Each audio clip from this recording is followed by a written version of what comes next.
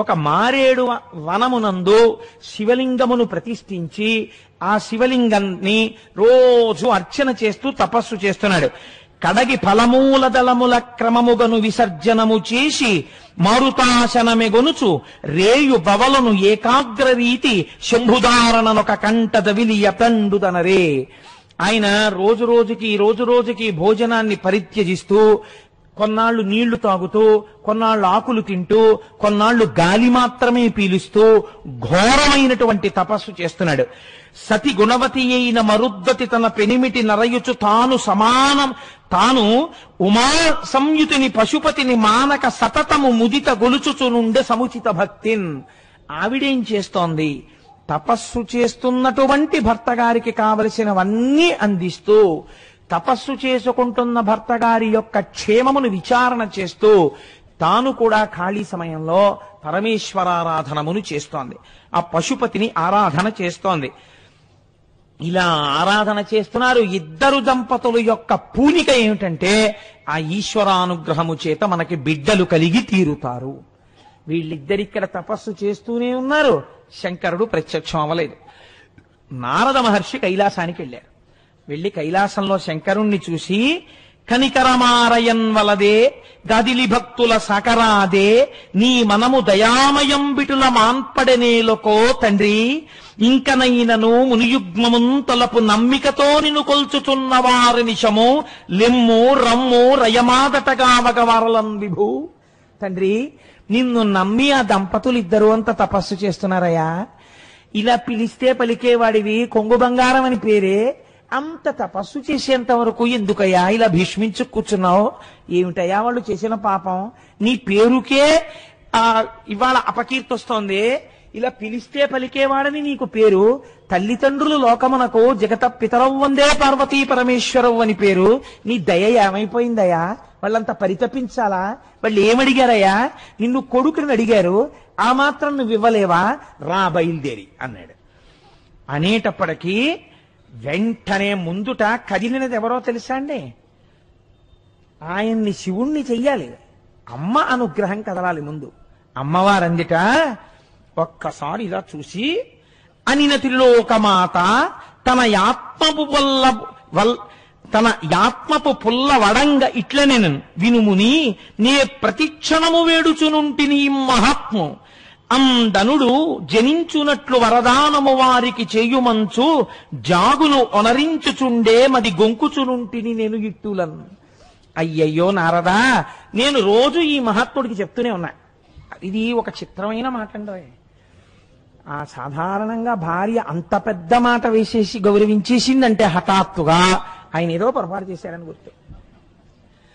అదేంటి, ఇంట్లో గుమ్మడికాయ కుళ్ళిపోతుంది, కాసిన సీమ పచ్చిమిరపకాయలు పట్టండి, ఏదో ఆ పండు మిరపళ్ళు పట్టండి, ఒడియాలు పెడతానని చెప్పి ఇప్పటికి వారం రోజులు ఆ దిక్కుమాలిన గుమ్మడికాయ కుళ్ళిపోయేటట్టే ఉంది. మహాత్మా ఇవాళైనా తీసుకొస్తారా పండు మిరపకాయలు అందనుకోండి భార్య. పండు మిరపకాయలు తేవడానికి మహాత్మా అని పిలవక్కర్లేదు. వారం రోజులు చెప్పినా తానివాడా అని అన్యాపదేశం. కాబట్టి ఎంత సహజంగా పడిందో చూడండి అందులో.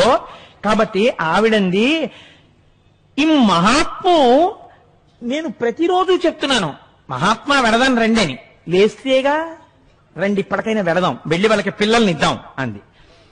ఇలా చెప్తే అఖిలాండేశ్వరి అయిన అమ్మవారు శివుడితో ఇలా చెప్పి శివుడితో అందిట తిన్నగా చూసి నారదుడితో కదా ఈ మాట చెప్పింది. ఈయనకి రోజు చెప్తున్నాను కదలరు అని పోదము వేగ నవ్వనికి భూనిక నొక్క క్షణంబునేని కాలూది వసింప నిప్పుడెదయోన్నత లిమ్మిక రమ్ము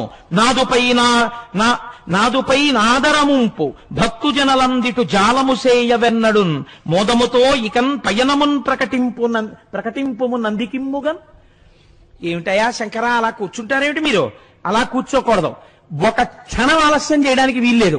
మనం ఉత్తర క్షణం నందీశ్వరుడి మీద కూర్చుని ఉండాలి. మనం వెళ్ళిపోయి వాళ్ళ కన్నుల పండుగగా ఆ మారేడు వనంలో దిగాలి. చూసి పొంగిపోవాలి ఆ మృకండు మహర్షి. ఏం కావాలి అని అడుగుతారు మీరు. అడగగానే పుత్ర సంతానం అడుగుతాడు, ఇచ్చేసేయండి. ఇంకా మళ్ళీ ఏం మీనమేషాలు లెక్కెట్టకండి, పదండి అంది. అనేటప్పటికీ పరమశివుట్ట చూసేట.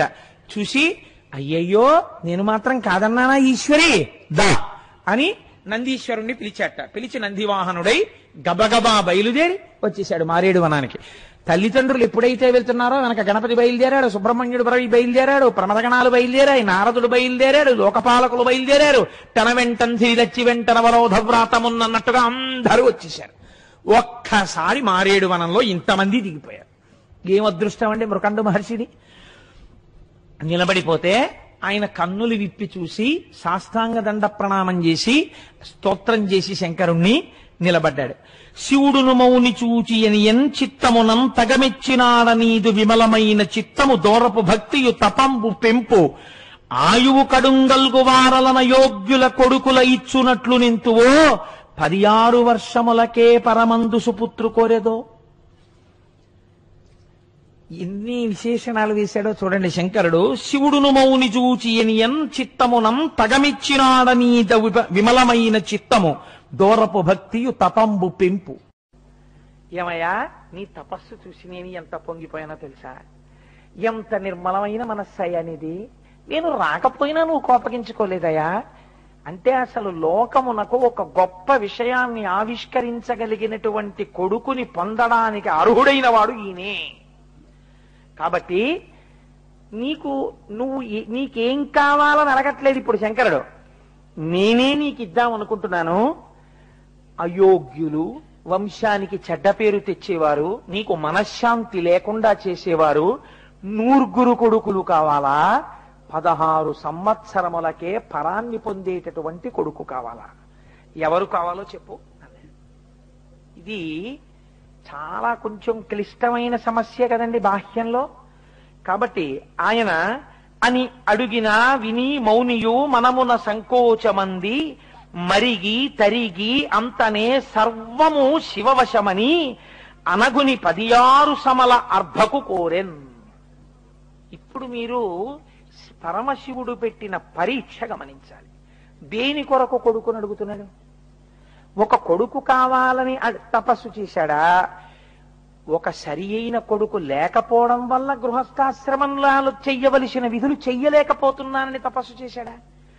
మంచి పుత్రుని బడయంగ చాలుదు ముదమందు సరోజముఖి ఆత్మలో అంటూ కదా బయలుదేరాడు. అయినప్పుడు ఇప్పుడు మంచి కొడుకంటే ఏమిటి దాని అర్థం? 100 ఏళ్ళు వాళ్ళు ఏం పనులు చేస్తే లేదురు మా కళ్ళ ముందు తిరిగే వాళ్ళు అయితే చాలన్నవాడు మంచి కొడుక మృకండుడి దృష్టిలో? 16 వర్షములకే పరమందు సుపుత్రు కోరేదో. ఇదే ఆ సుపుత్రుడు. ఎవరిని అడుగుతాడు? ఈయన ఏ స్థాయిలో సమాధానం ఇస్తాడు చూశాడు శంకరుడు. శంకరుడే కదండి. ఎంత గొప్ప పరీక్ష అండి. ఆయన కూడా మనస్సులో ఆలోచించాట. ఒక్క దుష్టుడైన కొడుకు పుట్టి చేయరాని పనులు చేశాడనుకోండి, పైన ఉన్న వాళ్ళు కూడా కింద పడిపోతారు అధోలోకాల్లోకి.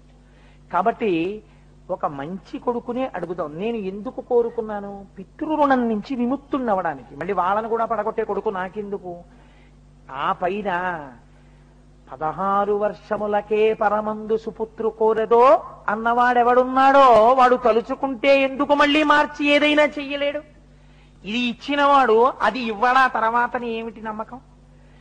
వాణ్ణి నమ్మి యోగ్యతని కోరుతాను తప్ప వాణ్ణి వదిలి నా ప్రజ్ఞతో ఆలోచించి 100 ఏళ్లు ఉండే తప్పుడు కొడుకుల్ని నేను అడగను అనుకున్నట్ట. ఇప్పుడు పూనిక మళ్ళీ ఎవరి మీదకే వెళ్ళింది? ఆయన మీదే పెట్టాడు పూనిక. అంటే అసలు మార్కండేయ మహర్షి పుట్టక పూర్వమే శంకరుడి మీద నమ్మకంతో వాళ్ళు అటువంటి కొడుకుని అడిగారు. కాబట్టి ఆయన అన్నాడు, ఈశ్వర నాకు 16 వర్షములకే పరమందు సుపుత్రు కోరెదో అని అడిగావు కదా, అట్లాంటి కొడుకునే ప్రసాదించు అన్నాడు. కానీ ఈ మాటలు అడిగిన తరువాత మరుద్వతి మాత్రం కొంచెం చిన్నబుచ్చుకుందట. ఎందుచేత? తల్లి ప్రేగే కదండి. పిల్లలు లేకపోవడం ఎంత కష్టమో, పుట్టినటువంటి పిల్లాడు చాలా యోగ్యుడై 16 ఏళ్లే బతుకుతాడని తిరగడం మరీ కష్టం. ఎందుకని? ఇప్పుడు పుత్రశోకాన్ని భరించవలసి వస్తుంది తర్వాత. కాబట్టి ఇప్పుడు అది తలుచుకోగానే ఆవిడ చాలా బెంగ పెట్టుకుందిట. బెంగ పెట్టుకున్నట్టుగా చూసిందిట. ఏమిటండి పరీక్ష అన్నట్టు. అంటే మృకండు అన్నట్ట భార్యతో, ఎప్పటి మేలప్పుడే శివుడి ఎప్పుడును కలడు మనకు ఇందుముఖి నీవప్పటి మాట తలంపకు ముప్పడును తోడుపడెడు అఖిలేశుడుగిన్. నువ్వు దేనికి బాధపడుతున్నావు? ఈ పిల్లాడికి 16 ఏళ్ళు వచ్చినప్పుడు జరగబోయే విషయం ఏదో ఉందని కదా నువ్వు బెంగెట్టుకుంటున్నావు. ఈశ్వరుడు ఎప్పుడూ ఉండేవాడా కాడా? ఈ పిల్లాడికి 16 ఏళ్ళు వస్తాయేమో కానీ వీడి వృద్ధిని వాడు చూస్తున్నాడు. వీడి కోసం మనం ఏడిచేట్టు వాడు చేస్తాడని నువ్వు అనుకుంటున్నావా? అప్పటికి ఎలా సాయపడాలో అప్పటికి అలా వాడు సాయపడతాడు. నీకెందుకు బెంగ? సాయపడేవాడు వాడుండగా ఎవడు నీకు బిడ్డల్నిచ్చాడో వాడే నీకు మళ్ళీ పుత్ర సంతానానికి ఆయుర్దాయం కూడా ఇస్తాడు. అంతేకాని ఇచ్చేవాడు లేడన్నప్పుడు ఏడవాలి. ఇచ్చేవాడు ఉన్నాడని లోకంలో నీకు పూనిక ఉన్న తర్వాత నువ్వు ఎందుకు ఏడుస్తావు? ఏడవకు. అప్పుడు ఆ కష్టం వచ్చే వేళకి మళ్ళీ వీడే వచ్చి రక్షిస్తాడు. సరేనా? బెంగెట్టుకోకరా అన్నాడు. అబ్బో ఈ మాట ఏదో చాలా బాగుందండో. ఇదండి పూనికంటే, ఇది భక్తి అంటే. చూసారా? ఇది గుండెలలో ఉన్నప్పుడు రక్షింపబడి తీరుతారంతే. కాబట్టి ఇప్పుడు ఏమైంది? ఇద్దరు ఇంటికి వెళ్ళిపోయారు, ఎంతో సంతోషంగా ఉన్నారు.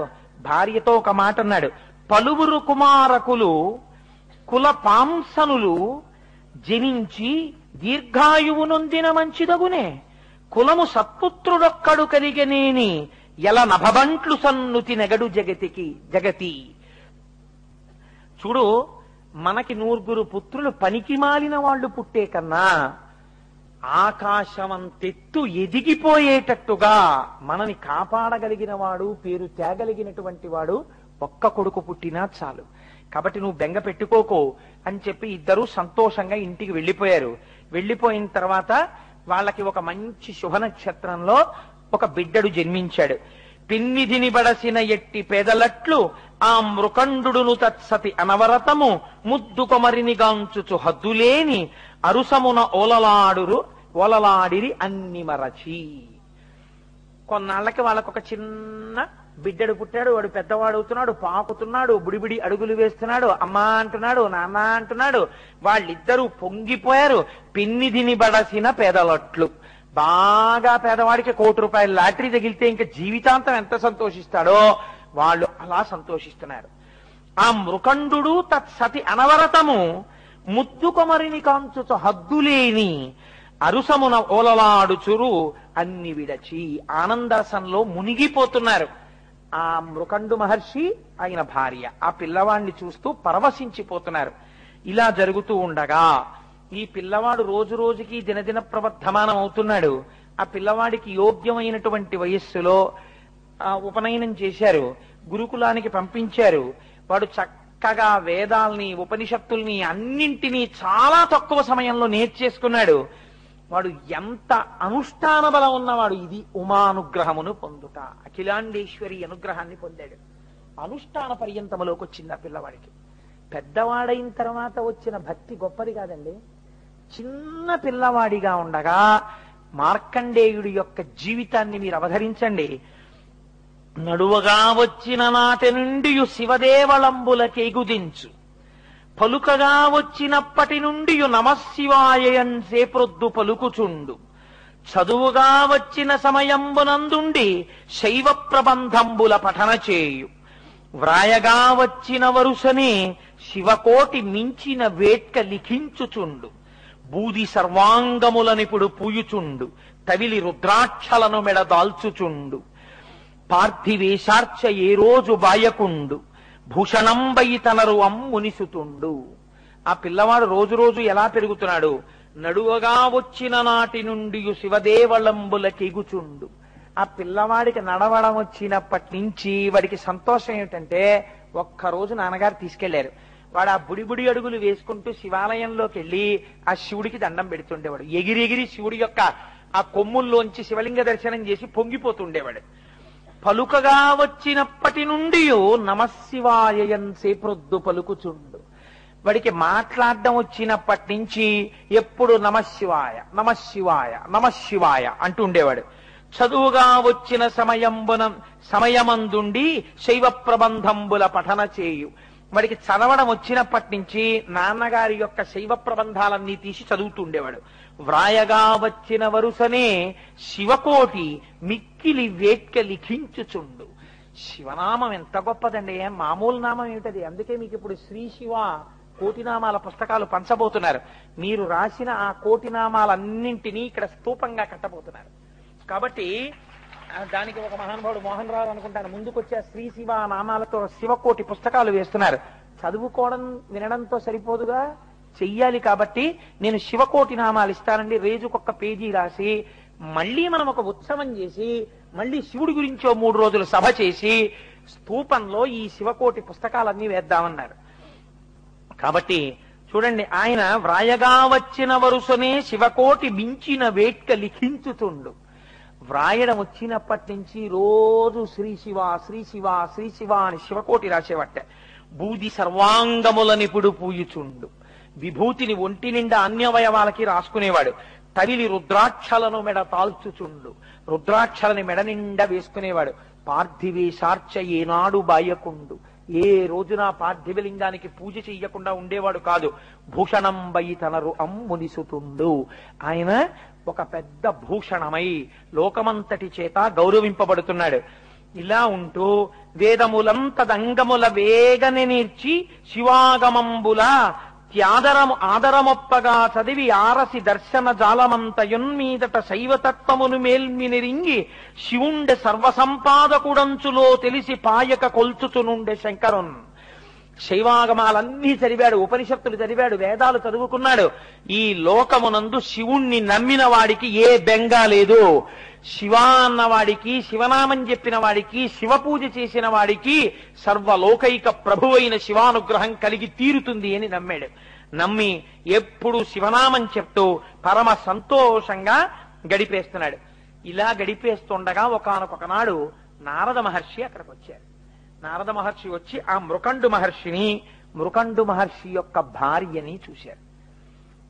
నారద మహర్షి వచ్చారు, ఆయనకి అర్ఘ్యపాద్యాదులను సమర్పించారు. ఎంతో పొంగిపోయారు. పొంగిపోయిన తర్వాత చాలా బాగుంది, కానీ చాలా సంతోషంగా ఉంది, మీ ఇల్లు చూస్తుంటే ఎంత పొంగుగా ఉంది, మృకండుడా నీకు తగిన కుమారుడు లభించాడోయ్. కానీ ఒక్క విషయం మీకు జ్ఞాపకంలో ఉందా? ఈ పిల్లవాడికి 15వ సంవత్సరం వెళ్ళిపోయి 16వ సంవత్సరం వచ్చేసింది. 16వ సంవత్సరం కూడా కొద్ది రోజులలో పూర్తి అయిపోబోతోంది. 16వ సంవత్సరం పూర్తయిపోయిన పుట్టినరోజు నాడే ఉపద్రవం కూడా వచ్చేస్తుంది. ఇంత మనసు పెంచుకున్నారే, ఇంత మంచి పిల్లవాడే, ఇంత తల్లిదండ్రుల్ని సేవిస్తాడే, ఇంత శివభక్తుడే, ఇలాంటి పిల్లవాడికి ఏదైనా జరగరానిది జరిగిపోతే మీరు తట్టుకోగలరా? ఈ పిల్లవాడి ఆయుర్దాయం అయిపోతోంది కదా అని నారదుడు ఈ మాట చెప్పగానే మొట్టమొదట భూమి మీద పడిపోయి ఆవు దూడ కనపడకపోతే అంబారావం చేస్తూ పరిగెత్తినట్టు పిల్లాన్ని తలుచుకుని మార్కండేయ మార్కండేయ అని పిలుస్తూ ఆడుకుంటున్న పిల్లాడి దగ్గరికి పరిగెత్తి నేల మీద పడి పొర్లుతూ గుండెలు బాదుకుని మరుద్వతి ఏడుస్తోందట. కొద్ది రోజుల్లో వాడు వెళ్ళిపోతాడన్న సత్యాన్ని భరించలేక. ఇంత తపోనిష్టాగరిష్ఠుడైనటువంటి మృకండు కూడా ఆ దుఃఖం మూర్చుకోలేక కింద పడి దుల్లుతున్నాడు, దుల్లి ఏడుస్తున్నాడు. ఇంతలో మార్కండేయుడు గబగబా లోపలికొచ్చాడు. 16 సంవత్సరముల పిల్లవాడు. ఆయన అన్నాడు, ఎందుకు ఏడుస్తున్నారు మీరు అని అడిగాడు. కుందగనేల మీరిటులా కోమల చంద్ర ధరుండుండె భక్తులకు వందురనీక సాకునదెవాసి సుమి అల శూలపాణికే గందరగోళమున్గొనక గాదిలి పుత్రుడపింపు పొంచు మున్ముందుగా పంపుడంత శుభముల్ సమకూరు తొలంగు అంగదల్. ఆయన వచ్చి, ఎందుకమ్మా ఏడుస్తున్నారు, ఏమవుతుందని ఏడుస్తున్నారమ్మా అని అడిగాడు. ఈ ఉన్న సత్యాన్ని వాళ్ళు ఎరుకలో పెట్టారు. ఆ పిల్లవాడి ముఖంలో మాత్రం ఏ విచారం లేకుండా అలా నిలబడి ఉన్నాడు నవ్వుతూ. ఇప్పుడు నారదుడు అన్నాడు, వాడి భక్తి, వాడి విశ్వాసం, వాడి ధృతి, వాడి ధైర్యం చూశారా? మీరు ఏ తపస్సు చేస్తే వాడు పుట్టాడో ఇప్పుడు వాడే తపించగలిగిన శక్తితో ఉన్నాడు. వాడే శివుడున్నాడు, రక్షించి తీరుతాడన్న పూనికతో ఉన్నాడు. కాబట్టి మీరు శివార్చనని పెంచండి, మీరు శివానుగ్రహానికి తపస్సు మొదలు పెట్టండి. మొట్టమొదట వీణ్ణి హిమాలయ పర్వత ప్రాంతాలకి పంపించి వీణ్ణి అక్కడ కూర్చోపెట్టి తపస్సు చేయమని చెప్పండి. ఏ శంకరుడు వీణ్ణిచ్చాడో ఆ శంకరుడే వాడిని రక్షిస్తాడో రక్షించాడో తెలిసిపోతుంది. ఇప్పుడు ఈ బరువు మీ మీద పెట్టుకోకండి, వాడి మీద పెట్టండి. ఆ గందరగోళం వాడే చూసుకుంటాడు. ఆయన మీద పెట్టండి, పిల్లాన్ని పంపండి. ఇప్పుడు ఎవరికి వచ్చిందండి పరీక్ష? భక్తుడికి రాలేదు, భగవంతుడికి వచ్చింది. అయితే ఈ పిల్లవాడు తట్టుకోగలడా? అంతటి ధృతితో వెళ్లి తపస్సు చెయ్యగలడా అంటే ఆయన అన్నాడు, ఏటికి తల్లి తండ్రి ఇటు లేడుచుచునుంటిరి తద్విదంబు నాకేటికి చెప్పరైతి ఇక నేను చెప్పుడు అనుగ్రహించి చెట్పాతదియేయో దానిని దృఢంబుగా బాపి సుఖంబు కూర్తూ ఆరాటము వాయుడి మనకు రాజకిరీటి కలండు తోడుగన్. అసలు ఈ విషయం నాకు ఎందుకు చెప్పలేదు నాన్నగారండి?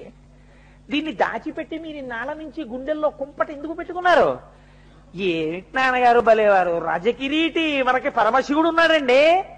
నన్ను చంపడమే తరమే యమధర్మరాజుకి నా ప్రాణాలు తీయడం. ఆయన ఉండగా నాకేమిటి బెంగ నాన్నగారు? మీరు అనుమతించండి, మీ పాదాలకు నమస్కరిస్తున్నాను. ఆయుష్మాన్ భవ, విజయోస్తు, శుభం భూ. ఆ రాజకిరీటుడున్నాడు, బెంగ పెట్టుకోకండి.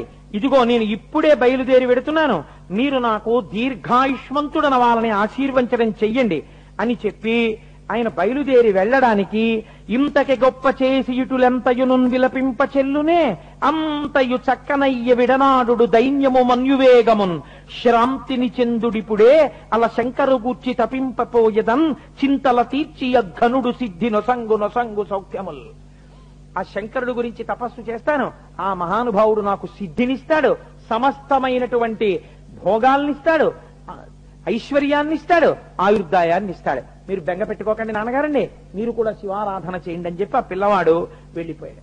వెళ్లిపోయి హిమాలయ పర్వత ప్రాంతమునందు ఒక శివలింగాన్ని తయారు చేసి దానికి ఒక చిన్న దేవాలయం లాంటిది ఒకటి నిర్మాణం చేసుకుని ఇట్లు దీవింపవారంత నెలమి చెంది మునికుమారుడు అవనికి జననికి జనకునకును మృక్కులనొనర్చి శుభలగ్నమున ప్రయాణమును ఒనర్చి హిమాచలంబునకు చనియే. ఆ హిమాలయ పర్వతాల దగ్గరికి వెళ్లి దేవాలయం కట్టుకుని అక్కడ కూర్చుని ఆయన తపస్సు మొదలుపెట్టాడు. అద్భుతమైనటువంటి తపస్సు చేస్తూ 3 వేళలా శివలింగాన్ని ఆరాధన చేస్తూ శతరిద్రియాన్ని పారాయణ చేస్తూ ఎప్పుడూ శివలింగాన్నే నమ్మి ఆయన శంకరుడే ఇప్పుడు ఈ లింగ రూపమునందున్నాడు అని ఆ ఆరాధన చేస్తుండగా ఆయన ప్రాణములను ఉగ్గడించవలసినటువంటి సమయం ఆసన్నమైపోయింది. అక్కడ యమలోకంలో యమధర్మరాజు గారు దూతల్ని పిలిచారు. పిలిచి కాలుండుగ్రతరాత్ముడై అడరి మార్కండేయు హింసింపనా భీలాకారుల ఆత్మదూతల కడున్ భీష్మక్రియాధుర్యులన్ వైళంబారసి పంపవారలు మహావష్టంభమేపారగా బ్రూలేయాద్రితటిన్ వసించు మునిరాడ్బాలున్ వడించెరుడున్. దూతల్ని పిలిచి ఆ పిల్లవాడికి ఆయుర్దాయం అయిపోతోంది, మీరు వెంటనే పాశములు పట్టుకుని ఆ ప్రాంతాన్ని చేరండి, చేరి మార్కండేయుడి యొక్క ఆయుర్దాయాన్ని ఆ పాశముల చేత తీసి పట్టుకుని మళ్ళీ ఈ లోకాన్ని చేరండి అన్నాడు. ఆ దూతలు అక్కడికి వెళ్లారు. ప్రాణోత్క్రమణము కావలసిన సమయం ఆసన్నమైంది. వాళ్ళు చిన్న దేవాలయం లాంటిది ఒకటి నిర్మాణం చేసుకుని అందులో కదండి ఒక ఏదో ఆకులతో కట్టుకున్నాడు ఆయన. లోపల శివలింగం దగ్గర కూర్చుని తదేక ధ్యానంతో శివారాధనం చేస్తున్నాడు. ఈ శివారాధనం చేస్తున్నటువంటి సమయంలో ఈ వచ్చినటువంటి యమదూతలు ఆయన మీద పాశం వెయ్యడం కోసమని ఒక్కసారి తొంగి లోపలికి చూశారు ఎక్కడున్నాడు అని. చూసి యముని దూతలు కాంచి సంయమి కుమారుడించుక చెలింపకాత్మ మహేశునంది తిరముగా నుంచి పూజ నంబురువు మీర సల్పుచుండగా వారలా చందమెరిగి లోపలికి చూసేటప్పటికీ అసలు ఏ విధమైనటువంటి కదలిక లేకుండా అలా పరమశివుడి మీద పరమేశ్వరుని యొక్క కారుణ్యమును గూర్చి పూనిక కలిగినటువంటి భక్తుడు కోసం భగవంతుడు ఏ స్థాయిలో తన యొక్క కారుణ్యమును ఆవిష్కరిస్తాడు అన్న విషయాన్ని గూర్చి నిన్నటి రోజున నేను మార్కండేయ చరిత్రగా మీకు ఒక విషయాన్ని ప్రస్తావన చేసి ఉన్నాను. మనకి పరమశివుని యొక్క స్వరూపము అనేక రకములైనటువంటి మూర్తులుగా గోచరిస్తూ ఉంటుంది. 64 మూర్తులున్నాయి. ఒక్క పరమశివుడికే ఆయన యొక్క తత్వమును తెలుసుకోవడానికి వీలుగా ఆయన సాకారుడైనటువంటి మూర్తులు 64 మూర్తులు. ఈ 64 మూర్తుల గురించి శైవాగమాలు మాట్లాడుతూ ఉంటాయి. వీటి గురించి మీరు తెలుసుకుంటే శివతత్వాన్ని గురించినటువంటి ఎరుక బాగా కలుగుతుంది. చాలా మంది వెనకాల ఇబ్బంది పడుతున్నారు, అదంతా ఖాళీ కదండి, కొంచెం సర్దుకోండి అయ్యా, ఈ ఖాళీలోకి సర్దుకోండి, పాపం మళ్ళీ వెనక్కి ఇబ్బంది పడుతున్నారు కదా. హరి ఓం. కాబట్టి మనం భగవంతుని యొక్క ఆ స్వరూపములను అర్థం చేసుకునే ప్రయత్నం చెయ్యాలి. మీరు చూడండి, ఎక్కడా లేని విధంగా మనకి ఒకే ఒక భగవంతుని యొక్క స్వరూపమునందు అనేకమైనటువంటి ఆ మూర్తులు గోచరిస్తాయి. సాధారణంగా అలా గోచరించనిది ఎవరికి అంటే ఒక్క చతుర్ముఖ బ్రహ్మగారికి. చతుర్ముఖ బ్రహ్మగారు ఎప్పుడూ అలాగే ఉంటారు. శ్రీ మహావిష్ణువుకి ఎన్నో అవతారములు, ప్రతి అవతారము వెనక కారుణ్యముతో భక్తులను ఆదుకోవడం, లోకరక్షణ చేయడం ప్రధాన హేతువై ఉంటుంది. అలాగే శంకరుడు చేసినా కూడా లోకరక్షణ చేయడమే ప్రధాన హేతువుగా ఉంటుంది. మనం వెళ్ళి కొన్ని మూర్తులు మనకి కనపడుతూ ఉంటాయి. కొన్ని మూర్తులను గురించి మనకు అసలు తగినంత అవగాహన ఏర్పరచుకునే ప్రయత్నమే చెయ్యం. నాకు ఒక్కొక్కసారి దేవాలయాలకు వెళ్ళినప్పుడు ఒక్కొక్క మూర్తిని చూసి వాళ్ళు ఒకటికి ఒకటి అని భ్రమసి మాట్లాడుకుంటూ ఉంటారు. అప్పుడు చూస్తే అయ్యయ్యో పాపం వీళ్ళకి ఈ విషయం తెలిస్తే ఎంత సంతోషిస్తారో అనిపిస్తూ ఉంటుంది. అందుకని నాకు తెలుసున్నది ఏమైనా ఉంటే నేను నాతో వచ్చిన వాళ్ళకి చెప్పే ప్రయత్నం చేస్తూ ఉంటాను. అది ఒక అహంకారంతో, అదొక ఆనందం కోసం. కాబట్టి చూడండి, భగవంతుని యొక్క మూర్తులను మీరు కేవలముగా అది ఏదో అలా నిలబడింది అని మీరు ఆలోచన చేయడానికి వీలుండదు. దాని యందు ఒక గొప్ప తత్వము ఆవిష్కరింపబడుతుంది. దాంట్లోంచి మీరు తెలుసుకోవలసినటువంటి విషయం ఏదో ఉంటుంది. అటువంటి మూర్తి మీ కన్నుల యందు పడిందనుకోండి, పడినప్పుడు మీకు లోపల గోచరమయ్యేటటువంటి భావ సంపద చేత మీకు సంస్కారము కలుగుతుంది. మనుష్య జన్మ ఎత్తినందుకు ఎటువంటి జ్ఞానమును పొందాలో, ఎటువంటి భక్తిని పొందాలో ఆ మూర్తి దర్శనము చేత మీరు పొందగలరు.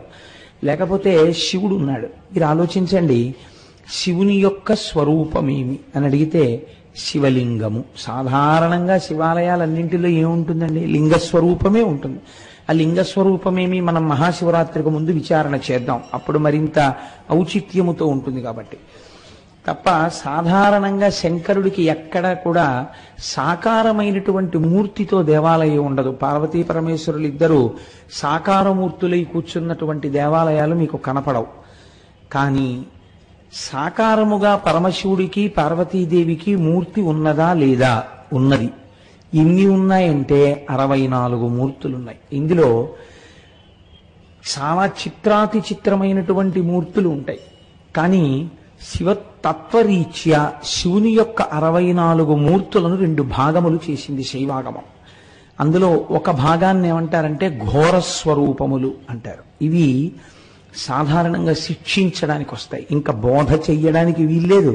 వీడికి ఒక దెబ్బ కొడితే తప్ప వీడు వినడన్నప్పుడు ఘోరస్వరూపంతో ఉంటుంది. రెండవ దాన్ని అఘోర రూపము అంటారు. అంటే అది మంగళప్రదంగా ఉంటుంది, చాలా గొప్పగా ఉంటుంది. రెండిటి వలన ప్రయోజనం ఏమి మీరు బాగా పట్టుకునే ప్రయత్నం చేయండి. తండ్రి పిల్లవాణ్ణి కొట్టాడు, ఏమిటి ప్రయోజనం? సంస్కరించడమే. తండ్రి పిల్లవాణ్ణి ఒక చాక్లెట్ కొనిపెట్టాడు, లేకపోతే వాడికి ఒక పుస్తకం కొనిపెట్టాడు, వాడిని ఒక మంచి స్కూల్లో జాయిన్ చేశాడు. ఏమిటి దాని ప్రయోజనం? ఆ పిల్లవాణ్ణి మంచి సంస్కారవంతుణ్ణి చేయడమే. కాబట్టి ఇప్పుడు పిల్లవాడిని మచ్చిక చేసుకున్నా, అనగా పిల్లవాణ్ణి ఎంతో ప్రేమతో చూసినా, పిల్లవాణ్ణి ఒక దెబ్బ కొట్టినా, తండ్రి యొక్క హృదయంలో ఏముంది? ఆ పిల్లవాడి యొక్క అభ్యున్నతి ఉంది. అంతేకాని కేవలం కొట్టడము ఆయన యొక్క లక్షణం కాదు. కేవలం ప్రేమతో చూడడము, ఎంత పాడైపోతున్నా నా కొడుకండి లేక పుట్టాడు, వాడు ఎంత తప్పు పని చేస్తున్నా నేను వాడిని ముద్దుగానే చూస్తాను అనడము తండ్రితనం కాదు. తండ్రితనమునందు 2 ఉంటాయి. అలాగే జగత పితరౌ వందే పార్వతీ పరమేశ్వరవు కనుక మీకు ఆ స్వరూపమునందు 2 ఉంటాయి. ఒకటి ప్రేమతో లాలిస్తుంది, ఒకటి ఘోర రూపంతో ఉంటుంది. కాబట్టి ఘోర రూపము అఘోర రూపము అని 2గా విడుతుంది. ఘోర రూపం ఎప్పుడు వస్తుంది, అఘోర రూపం ఎప్పుడు వస్తుంది అన్నది మీరు గమనించవలసి ఉంటుంది. అఘోర రూపములు చాలా ప్రశాంతమైనటువంటి స్థితిలో ఉండి మీకు చాలా గొప్ప బోధ చేసేవై ఉంటాయి. అటువంటి మూర్తిని మీరు చూసినప్పుడు మీకు చాలా ఆనందం కలుగుతుంది. అలా మీకు సాధారణంగా ప్రపంచంలో ఎన్ని రకాలైనటువంటి విద్యలున్నాయో, ఎన్ని కళలున్నాయో, అంతమంది కూడా తమ తమ కళలను ప్రదర్శన ప్రారంభించేసే ముందు నమస్కరించవలసినటువంటి మూర్తి ఒకటి లోకంలో ఉంది. అది సాక్షాత్తుగా ఆనంద తాండవమూర్తి అంటారు. మనం నటరాజు అని పిలుస్తూ ఉంటాం, కానీ శైవాగమం ఏమని పిలుస్తుందంటే దాన్ని ఆనంద తాండవమూర్తి అంటుంది. అంటే ఆ తాండవం చేయడంలో గొప్ప రహస్యాలు కొన్ని ఉంటాయి. ఆ ఆనంద తాండవం చేసినటువంటి పరమశివుడు ఎవరున్నారో ఆయనలోంచే సమస్త శాస్త్రములు ఉద్భవించే, ఆయనలోంచే సమస్తమైన కళలు వచ్చాయి. ఒక్క శంకరుడు చేసినటువంటి తాండవంలోంచి 650 రకాలైనటువంటి నాట్యములు పుట్టాయి. 650 నాట్యాలలో ఇవాళ అన్ని రకాలైన నాట్యాలు చెప్పగలిగినటువంటి గురువులు లేరు. కాబట్టి బతికి బట్ట కట్టి శాస్త్రీయమైనటువంటి నాట్యముగా బ్రతికిన విన్ని అంటే ఇప్పటికీ కర్మభూమిలో 108 రకముల నాట్యములు బతికున్నాయంటారు పెద్దలు. మీరు వేరు వేరు సంప్రదాయములను వింటుంటారు. కూచిపూడి నాట్యమని, ఒడిస్సీ నాట్యమని, ఇలా రకరకాలుగా ఉంటాయి. భరతనాట్యమని. ఇవన్నీ ఎవరి దగ్గర నుంచి వచ్చాయి? అన్నీ ఆనంద తాండవమూర్తి అయిన శంకరుడి దగ్గర నుంచే వచ్చాయి. ఈ ఆనంద తాండవమూర్తి చాలా గమ్మత్తుగా ఉంటుంది. మీరు చూడండి, ఆనంద తాండవమూర్తి యొక్క చిత్రమును గీయడం లేదా నిలబెట్టడం చాలా కష్టము. నేను ఈ మాట ఎందుకంటున్నానో తెలుసా అండి? ఏమండి మీరు అలా అంటున్నారు కదా, మరి నటరాజస్వామిగా మేము తెల్లవారు లేస్తే నమస్కారం పెడుతున్నాం కదా అంటే నేనంటాను, ఎప్పుడైనా నేను ఇదే వేదిక మీద లేచి ఏమండి నేను మీకు కాసేపు శివతాండవం చూపిస్తాను అని నేను ఇక్కడ తాండవాన్ని అభినయం చేశాను అనుకోండి, ఒకవేళ నాకు అది కళాస్వరూపముగా వచ్చి నేను ఇక్కడ శివతాండవం చేశాను అనుకోండి, నేను ఏదో ఒక భంగిమలో ఆగాను తాండవం చేస్తూ. ఇప్పుడు నేను తాండవాన్ని ఆపానని మీరంటారా, తాండవం చేస్తున్నానని మీరంటారా? తాండవం ఆపారు అని మీరంటారు. కానీ ఒక్కొక్కసారి ఒక భంగిమ నుంచి ఇంకొక భంగిమలోనికి వెళ్ళడానికి మధ్యలో ఒక భంగిమని పట్టి నేను నిలబడవచ్చు. అప్పుడు మీరు తాండవం ఆపారనలేరు. ఒక స్థితి నుంచి వేరొక స్థితిలోకి వెడుతున్నటువంటి స్థితి అది. నేను ఏదో ఒక ముద్ర పట్టి అలా నిలబడ్డాను. నిలబడి వెంటనే మళ్ళీ ఇంకొక ముద్ర పట్టబోతున్నప్పుడు ఈ ముద్ర పట్టి నేను ఒక్క క్షణం అలా ఆగిందాంతో తాండవం అయిపోయిందని మీరు అనరు. వేరొక భంగిమని పట్టడానికి, వేరొక ముద్ర పట్టడానికి ఈ ముద్ర యొక్క చివరి స్థితి అవుతుంది అది. ఇది పట్టి విడిచి కొత్త ముద్ర పడతాను. ఇలా పట్టేటటువంటి ముద్రలన్నిటిలో మొత్తం నాట్యంలోంచి ఆనంద తాండవమూర్తి యొక్క సమస్త స్వరూపాన్ని, తత్వాన్ని ఆవిష్కరించగలిగినటువంటి ఒక మూర్తిని నిర్ణయించి మన పెద్దలు దాన్ని నిర్ణయం చేసి మనకిచ్చారు. ఇది ఋషులు మనకి చేసినటువంటి మహా గొప్ప ప్రయోజనం. ఇది మీరు ఇక్కడ దర్శనం చేసి ఆనంద తాండవమూర్తిని మీరు అసలు అలా గీయడం మీ చేత కాదు, మీరు చెయ్యలేరు ఆ పని. మొత్తం శివాగమాలన్నీ తెలిసినా, మొత్తం శివ సంబంధమైన జ్ఞానమే తెలిసినా ఆనంద తాండవం చేస్తున్నటువంటి శంకరుడి యొక్క స్వరూపం ఎలా ఉంటుంది అంటే చెప్పడం చాలా కష్టం. ఎందుచేత నేను ఈ మాట అంటున్నానో తెలుసండి? అది చూడడానికి నలుగురికి అధికారం ఉంది. ఇలా చేతులు కట్టుకు నిలబడి చూసేవాళ్ళు నలుగురే చూస్తారు. ఒక్కరు నందీశ్వరుడు చూస్తాడు, రెండవ వాడు భృంగి చూస్తాడు, మూడవ వారు పతంజలి చూస్తారు, నాలుగవ వారు వ్యాఘ్రపాదుడు చూస్తారు. వీరు నలుగురు మాత్రం ఆ తాండవమునందు వారికి పాల్గొనడం అన్నదేం ఉండదు. ఇంకా వీళ్ళు నలుగురు ప్రధానమైనటువంటి ప్రేక్షకులు. ఆ తాండవానికి ప్రేక్షకులన్న మాట అనడం కూడా చాలా కష్టం. ఎందుచేతనంటే సాధారణంగా తాండవంలో ఎక్కడైనా నృత్య కార్యక్రమం జరుగుతోంది అని మీరు అన్నారనుకోండి, ఈ నృత్యములకు సంబంధించినటువంటి పాట పాడేవాళ్ళు తెర ముందు ఉండరు, తెరకి ఒక పక్కకుంటారు. వాళ్ళు ఎవరు మధ్యలో వాయించారో, లేకపోతే ఎవరు పాట పాడారో, ఎవరు నటువాంగం వేశారో చెప్పాలంటే నాట్యం అంతా అయిపోయిన తర్వాత ఒకసారి వాళ్ళని పరిచయం చేస్తారు. కానీ ప్రధాన గౌరవం ఎవరికి వెడుతుందంటే దానికి అనుగుణంగా ఎవరు నాట్యం చేశారో వాళ్ళకే వెడుతుంది. అది గమ్మత్తు నాట్యంలో. మీరు చూడండి, శంకరుడు యొక్క తాండవంలో ఈ పాత్ర పరిచయాలు ఏముండవు. ఆ తాండవం అయిపోతే పాత్ర పరిచయం ఉంటుంది. తాండవం అయిపోతుందా? ఇది మీరు చాలా జాగ్రత్తగా గమనించాలి. ఆయన తాండవం అయిపోతే పాత్రల్ని తీసుకొచ్చి పరిచయం చేయొచ్చు. ఆయన తాండవమే అయిపోయింది అనుకోండి, పాత్ర పరిచయం చేయడానికి ఎవరు ఉండరు. ప్రేక్షకులుండరు, శ్రోతలుండరు, సహాయకారులుండరు, ఎవ్వరుండరు. ఆయన ఒక్కడే ఉంటాడు. ఆయన పరిచయం చేసుకోవడం ఉండదు. అప్పుడు ఆయన తనలో తాను రమిస్తూ నిలబడిపోతాడు. ఈ తాండవానికి ఎవరు సాక్షి అన్నారు? మహాప్రళయ సాక్షిణి, మహాతాండవ సాక్షిణి. ఈ తాండవం ఆ స్వరూపంలో ఏమిటో తెలుసా అండి? సమస్త లయకారకమై ఉంటుంది. అప్పుడు ఈ తాండవం ప్రదోష వేళలో జరుగుతూ ఉంటుంది. ప్రదోష వేళ అంటే మీకు నేను చెప్పాను, కాలము స్ఫుటముగా మార్పు చెందినటువంటి సమయము. ప్రదోష వేళలు మనం ఎన్ని చెప్తాం? 2 చెప్తాం సంధ్యలు. ఒకటి పూర్వ సంధ్య, 2 ఉత్తర సంధ్య. పూర్వ సంధ్య అంటే చీకటి పోయి పగలు రావడం, సూర్యోదయం అవ్వడం. ఉత్తర సంధ్య అంటే పగలు వెళ్ళిపోయి చీకటి పడుతూ ఉండడం. ఈ 2 సంధ్యలలోనూ మళ్ళీ ఏది గొప్పది అన్నారు? ఉత్తర సంధ్యే గొప్పది అన్నారు. 2 కారణాల చేత. అజ్ఞానం వచ్చినప్పుడే, జ్ఞానం వచ్చినప్పుడే. ఎందుకో తెలుసా అండి? అన్నీ మీ ప్రమేయం లేకుండా ఒక్కటైపోతాయి. ఏమిటది? చీకటి. ఇంకేం కనపట్టాలా? ఏం కనపడుతోంది? చీకటి ఒకటే కనపడుతోంది. అప్పుడు అది ఈశ్వర స్వరూపంగా చెప్పారు. అన్నీ కనపడ్డం మానేసి ఒక్క శివుడే కనపడినా అది గొప్పే. అందుకే తమిళనాట అమావాస్య గొప్పది తెలుసా అండి? వాళ్ళు అమావాస్యకి ఎక్కువ ప్రాముఖ్యత ఇస్తారు, మనం పౌర్ణమికి ఎక్కువ ప్రాముఖ్యత ఇస్తాం. మనం ఎందుకంటే చాంద్రమానం కాబట్టి. చిత్రం చూడండి, ఈ చీకటి యందు అన్నీ కలిసిపోయి ఏమున్నాయి? ఇప్పుడు ఏం తెలియదు. బాగా చీకటిగా ఉందనుకోండి, ఒక్కసారి అలా చూడు, ఆ రోడ్డు మీద ఎవరైనా వెడుతున్నారేమో, కాస్త అన్నం చాలా మిగిలిపోయింది, ఎవరైనా బిచ్చగాళ్ళు వెడుతుంటే పిలిచి వేద్దామంది తల్లి.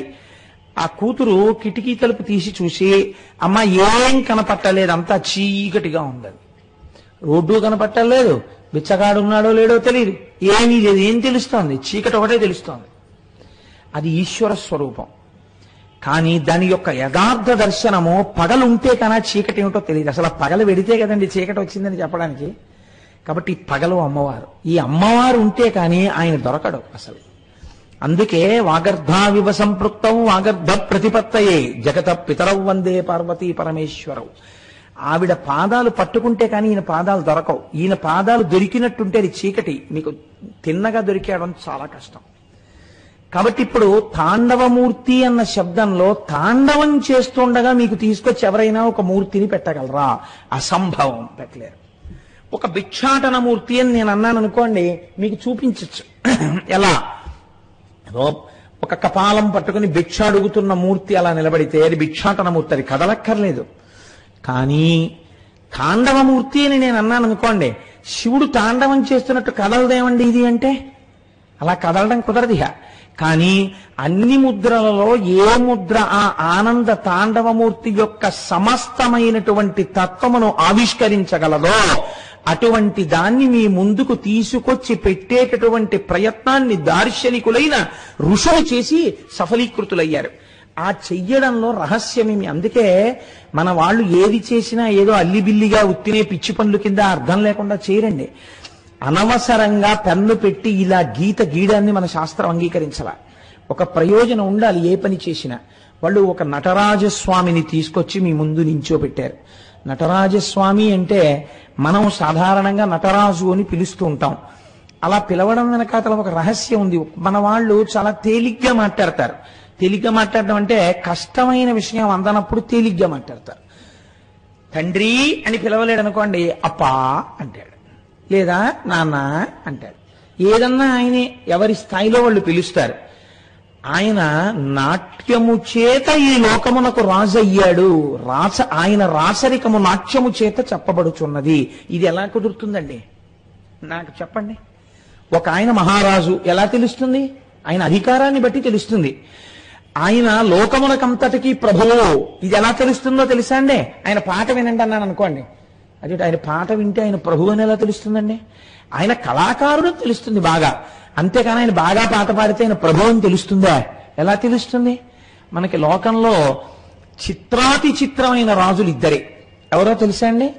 ఒక ఆయన ఏమీ చేయకుండా తల కింద అలా చేయి పెట్టుకు పడుకునే ఆయన ఒక ఆయన రంగరాజు. ఆయన సమస్త లోకములకు ప్రభు, విష్ణు స్వరూపంగా రంగరాజు ఇలా పెట్టుకు పడుకుంటాడు. ఆయనే మహారాజు, చక్కగా అలా పడుకున్నవాడు, యోగ నిద్రలో చూస్తుంటాడన్ని.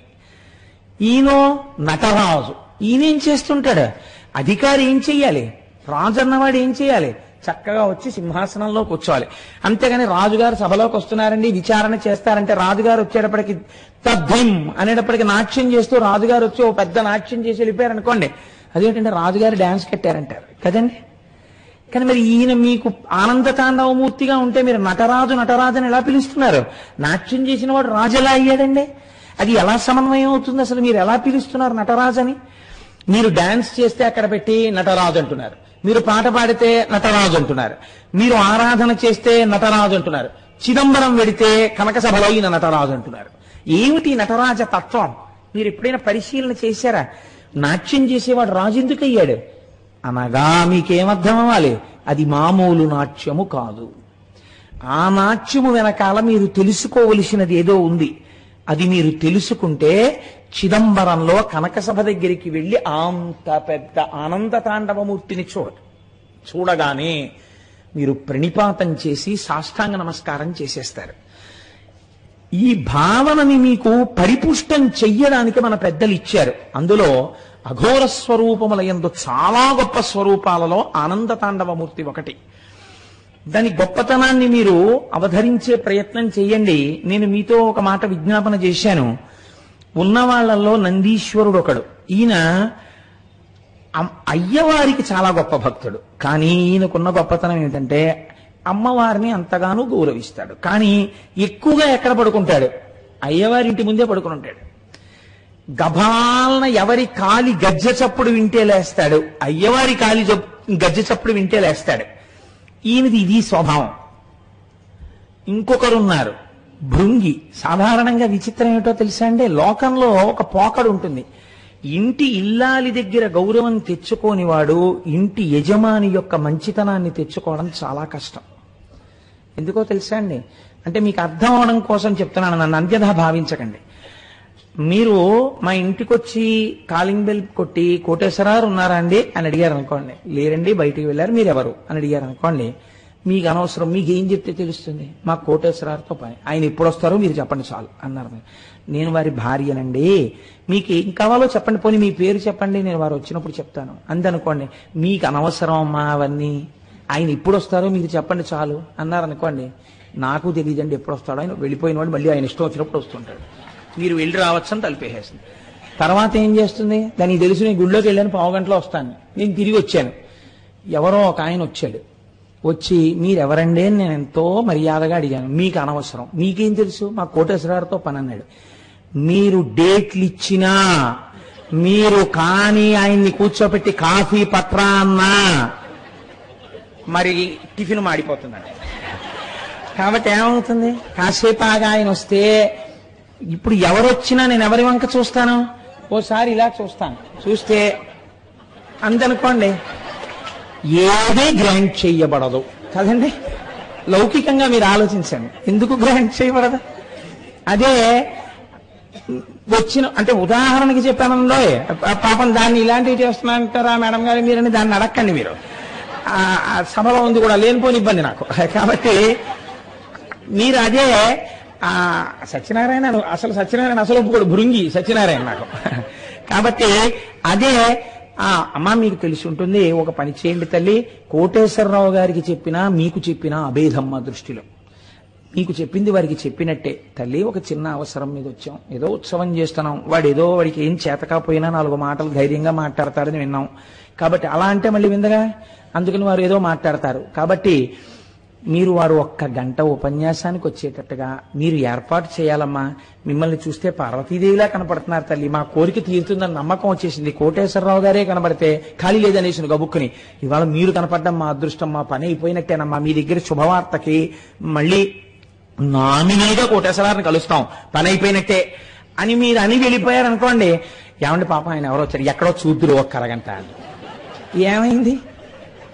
అమ్మవారి దగ్గర గెలుచుకున్నటువంటి ఆ స్థితి అయ్యవారిని తొందరగా మీకు ఆనుకూల్యం జరిగేటట్టు చేస్తుంది.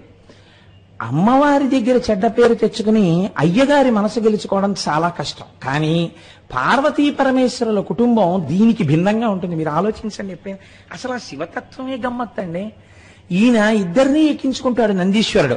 కానీ ఎప్పుడు ఎక్కడ కూర్చుంటాడంటే శివలింగానికి ఎదురుగుండా కూర్చుంటాడు ఇలా శివుణ్ణి చూస్తూ. ఎవరికి నువ్వు వాహనుడవు అన్నారనుకోండి, నేను శివవాహనాన్ని అంటాడు. అంతగా మీరు రెట్టించారనుకోండి, అబ్బాయి ఇద్దరికి భేదమే ఉందంటాడు. అక్కడ వరకు మంచిదే. ఇంకా రెండో ఆయన ఒక ఆయన ఉన్నాడు, ఈ ఆనంద తాండవం చూసేటటువంటి స్థాయి పొందిన వాళ్ళు. రెండో ఆయన భృంగి. ఈయన చాలా విచిత్రమైన వ్యక్తి. అసలు ఆయనకు ఆ పేరెందుకు వచ్చింది?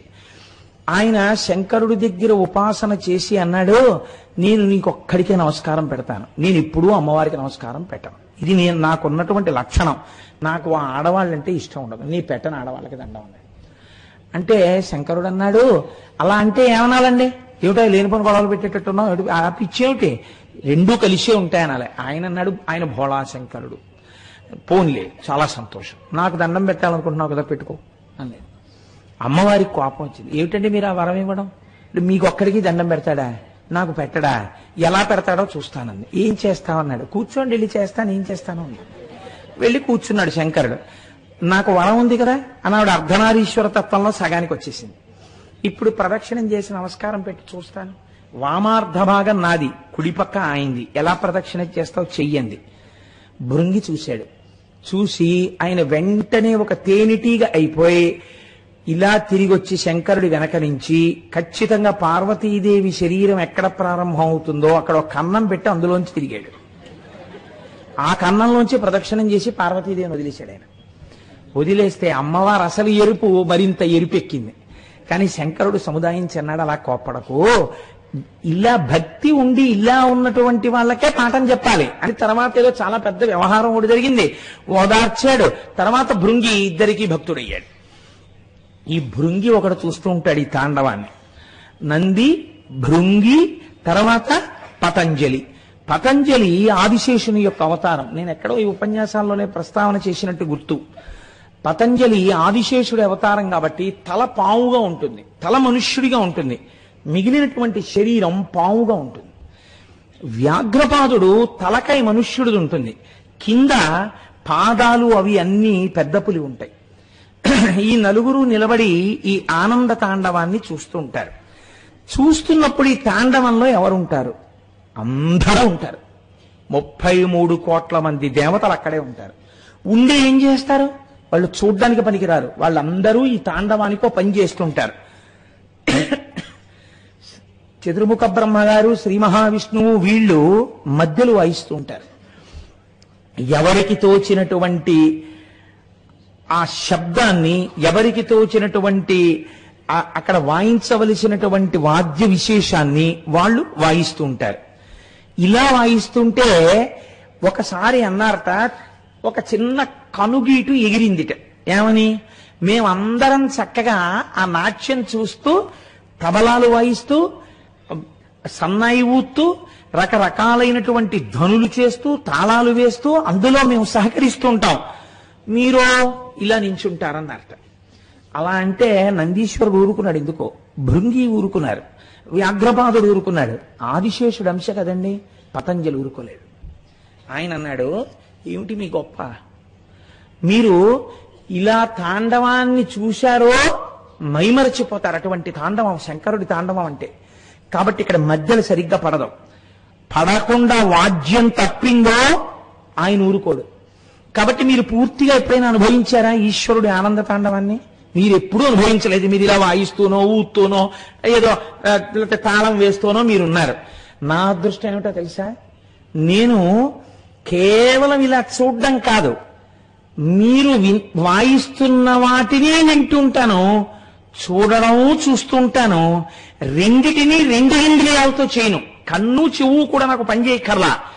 పావుకి కంటి శక్తి, చెవి శక్తి రెండిటిలో ఏదో ఒక ఇంద్రియంలోకి వచ్చేస్తుంది. కాబట్టి నేను కంటితోనే వింటూ, కంటితోనే చూస్తూ ఆనంద తాండవాన్ని అనుభవిస్తాను. నేనంత గొప్పవాణ్ణి. నేను అనుభవించినట్టు మీరు ఎవరు అనుభవించారు ఆనంద తాండవం? మీరు అనుభవించలేరు అసలు. కాబట్టి నేనేదో తలకాయ మనుష్యుడిదిని, పావు కింద శరీరం ఉందని కదా మీరు అనుకుంటున్నారు. మీకు చేతులతో ఏదో చేస్తున్నారు, ఏదో రకరకాల వాయిద్యాలు వేస్తున్నారని కదా గొప్పకపోతున్నారు. నాకు ఆ కాళ్ళు చేతులు లేకపోవచ్చు, కాళ్ళు చేతులు లేకపోయినా నేను పరమశివుడి యొక్క ఆనంద తాండవాన్ని ఎంత అనుభవించానో చెప్పడానికి కాళ్ళు చేతులు లేని శ్లోకాలు చెప్తానన్నాడు ఆయన. ఇదేమిటి కాళ్ళు చేతులు లేని శ్లోకాలు ఏమిటన్నారు? చేతులంటే పైకి ఉంటాయి కదండి, అందుకని ఔత్వం, ఐత్వం ఇలాంటివన్నీ చేతులు.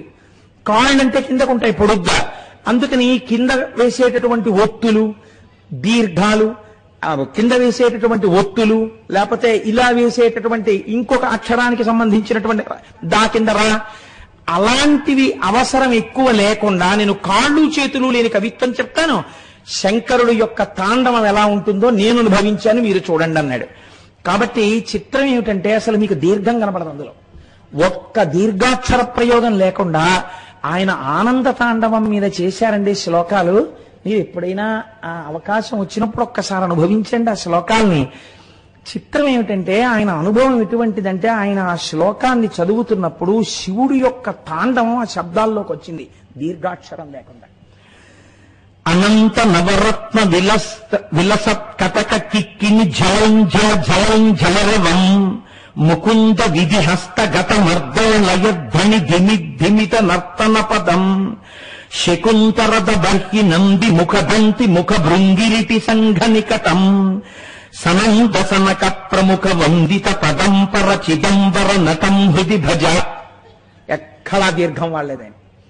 ఒక్క దీర్ఘాక్షరం లేకుండా శివతాండవం ఎలా ఉంటుందో అటువంటి శబ్దాలు అందులోకి వచ్చేటట్టుగా ఆయన శ్లోకాలు చెప్పారు. అందులోంచి అక్షర సముదాయం అంతా అందులోంచి పుట్టింది. ఆ ధ్వని చేసినప్పుడు అందులోంచి మొదట శబ్దం వచ్చింది. ఆ శబ్దము ఆకాశగుణకమైంది. ఆకాశాద్వాయు వాయోరగ్ని అని సృష్టి అక్కడ ప్రారంభమైంది. కాబట్టి ఇప్పుడు ఈ ఢమరుకలోంచి వచ్చినటువంటి దాంట్లోంచే అక్షరములన్నీ పుట్టాయి. ఈ అక్షరముల చేత మాత్రమే వాంగ్మయమంతా తయారైంది. ఆ మొదలుకొని ఛ వరకు అక్షరాలన్నీ ఉన్నాయి. మీరు ఎంత వాంగ్మయం చెప్పండి, ఈ ఆ పక్కన తా చేరిస్తే అత్త, మా పక్కన మా చేరిస్తే మామ, ఏదో రా పక్కన మా చేరిస్తే రామ, ఆ అక్షరాలనే మార్చాలి. ఎన్ని పుస్తకాలు రానివ్వండి, ఎంత వాంగ్మయం రానివ్వండి, ఇందులోంచి వచ్చాయి. అకారాది షకార పర్యంతం వరకు వచ్చింది. కాబట్టి ఇప్పుడు ఈ సమస్త లోకమునకు అసలు వాంగ్మయం ఇచ్చినటువంటి ప్రభు ఎవరు? మీరు నేను ఇవాళ మనలో ఉన్న భాషను వ్యక్తీకరిస్తున్నామంటే అక్షరములను ఇచ్చిన వాడెవరు? శబ్దములు లోకమునందు మొట్టమొదట జనింపచేసిన వాడెవరు? అసలు ఈ లోకమునందు సృష్టి ప్రారంభమవడానికి కారణమెవరు? పరమశివుడు. కాబట్టి ఇప్పుడు ఆయన ఢమరుక యొక్క కదలిక చేత ఇన్ని రకాలైనటువంటి సృష్టి ప్రారంభమైంది. కాబట్టి ఆ చేతిలో ఉన్నటువంటి ఢమరుక కారణంగా ఇన్ని సృష్టికర్త అంది. ఇది ఆనంద తాండవమూర్తి యొక్క గొప్పతనం. మీరు చిట్ట చివరి ఒక విషయం గుర్తుపెట్టుకోవాలి. ఇవన్నీ దేని కొరకు చేశాడు అంటే నేనేదో సృష్టి చేద్దామని చేయలేదు. ఆయన పరమానందంతో ఉన్నాడు. ఆ పరమానంద సమయమునందు ఆ కదలికలో ఇవన్నీ వచ్చేస్తున్నాయి. తనంత తాను ఒక్క చోట కూర్చుండిపోయాడు అనుకోండి, మళ్ళీ తనలో తాను రమిస్తూ ఆత్మస్వరూపిగా నిలబడిపోతాడు. ఇంకా లోకం ఉండదు. మీరొక్కటి ఆలోచించండి. ఇప్పుడు టైము ఏదో 7 గంటల 10 నిమిషాలు 7 గంటల 15 నిమిషాలు అయ్యి ఉండొచ్చు. ఈ 7 గంటల 10 నిమిషాల టైంలో ఎంత మందో లోకంలో నాకు కొడుకు పుట్టాడు లేకపోతే నాకు కూతురు పుట్టిందని ఈ టైం నోట్ చేసుకుంటున్న వాళ్ళు ఎంతమంది ఉన్నారో మనుష్యుల్లో. ఓ పిల్లాడో పిల్లో పుట్టారని ఈ క్షణంలో అయిపోయింది. నేను చెప్పిన క్షణం దాటిపోయింది. ఆ క్షణంలో ఎంత జీవరాశి పుట్టిందో, ఎన్ని చీమలు పుట్టాయో, ఎన్ని ఈగలు పుట్టాయో, ఎన్ని సూక్ష్మాంగ జీవులు పుట్టాయో, ఎన్ని చోట్ల ఎక్కడెక్కడ ఎన్ని ప్రాణులు పుట్టాయో. ఈ కదలిక ఉందే, కదలిక అంటే సృష్టి కదలిక. కొత్తగా కొన్ని ప్రాణులు లోకంలోకి వచ్చాయి. ఈ లోకంలోకి కొత్తగా ప్రాణులు రావడం అనేటటువంటి ఈ సమస్త కదలికకి ఢమరుక సంకేతం. కాబట్టి ఇప్పుడు ఇవన్నీ జరుగుతున్నాయనడానికి కారణమేమి? ఆయన కదలిక. ఆయన సృష్టిస్తున్నాడు. ఆగిపోయి ఇలా కూర్చున్నాడా అంతే, అన్ని లయమైపోతాయి. కాబట్టి ఈశ్వరుడి యొక్క కదలికకి నర్తనమని పేరు. ఇది ఆనంద తాండవము. కాబట్టి సృష్టి జరుగుతుంటే మీకు అందులో ఏది కనపడుతుండాలి?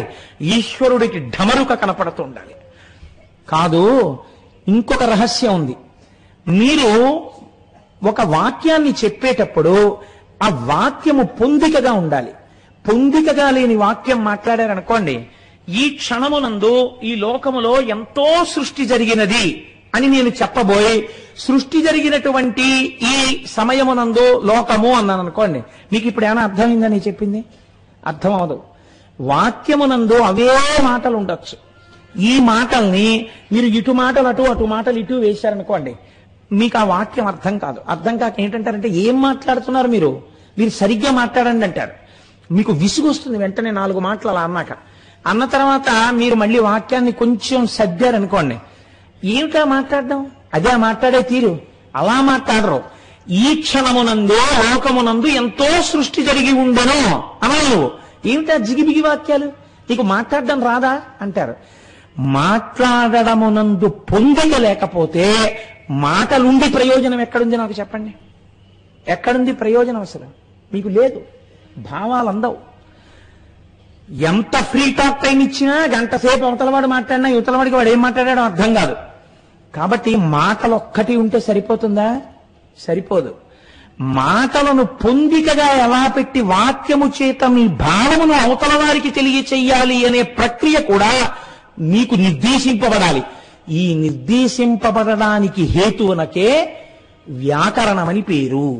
ఈ వ్యాకరణము లేదనుకోండి, వాక్యములు పొందికగా పడ్డం చేత కాదు, అవతల వాళ్ళకి బాగా అర్థమయ్యేటట్టుగా వాక్య నిర్మాణము చేయగలిగినటువంటి ప్రతిభకు వ్యాకరణమని పేరు. అంతే వ్యాకరణం అంటే. ఇప్పుడు ఈ వ్యాకరణము దానికి ఉపకారి. ఈ వ్యాకరణం ఎక్కడి నుంచి వచ్చింది? ఆయన ఇలా కదిపినప్పుడు 14 మాహేశ్వర సూత్రములలోంచి సమస్త వ్యాకరణములు ఉద్భవించాయి. ఈ వ్యాకరణానికే పతంజలి మహాభాష్యం చేశారు. అందుకే వ్యాకరణం అన్నది చాలా గొప్పది కనుక పూర్వకాలంలో వ్యాకరణం ఉపనయనం జరగకపోతే వ్యాకరణం నేర్పేవారు కాదు. వ్యాకరణం నేర్పాలంటే ఎక్కడ పడితే అక్కడ కూర్చోపెట్టి వ్యాకరణం చెప్పేవారు కాదు. శివాలయంలో వ్యాకరణ మంటపము అని ఒక మంటపం ఉండేది. గురువుగారు స్నానం చేసి మడిబట్ట కట్టుకుని వ్యాకరణ మంటపంలోకి వచ్చి కూర్చునేవారు. శిష్యులందరూ స్నానం చేసి సంధ్యావందనం చేసుకుని వచ్చి కూర్చుంటే గురువుగారు అప్పుడు వ్యాకరణం చెప్పేవారు, లేకపోతే వ్యాకరణం చెప్పేవారు కాదు. కాబట్టి వ్యాకరణమును ఎంత గొప్పదిగా, వ్యాకరణం అనగా గ్రామర్, కాబట్టి ఎంత పవిత్రతనిచ్చిందో చూడండి మన దేశం. వాక్య నిర్మాణం అన్నది మనుష్యుడికి ఒక్కడికే ఉన్న లక్షణము కనుక ఎంత అందంగా అది నేర్చుకోవాలో, ఎంత పవిత్రమైన ఈశ్వర విభూతిగా దాన్ని తెలుసుకోవాలో, అది తెలుసుకున్నవాడు ఈశ్వర విభూతి చేత నేను తరించిపోయానని ఎంత ఋషితుల్యమైన జీవితాన్ని గడపవలసి ఉంటుందో మనకు ఆ వ్యాకరణం నేర్పింది. కాబట్టి ఇన్ని ఎక్కడి నుంచి వస్తున్నాయి? ఆయన చేతి ఢమరుకలోంచి వస్తున్నాయి.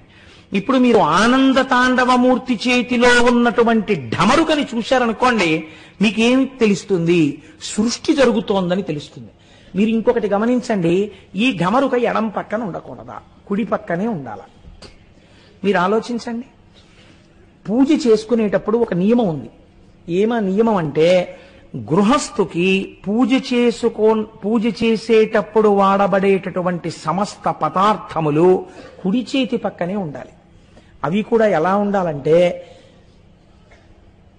పెద్ద పెద్ద పీఠాధిపతులు, గురువులు ఇటువంటి వాళ్ళు చేస్తే శిష్యులకి తెలియాలి గురువుగారు చేసే పూజ. ఏ మంత్రం తర్వాత ఏ మంత్రం వస్తుందో ఆ మంత్రానికి గురువుగారు ఏ ఉపచారం చేస్తారో శిష్యులకు తెలుసు. కాబట్టి వరస క్రమంలో అందించేస్తారు వాటిని. అలా అందిస్తారు.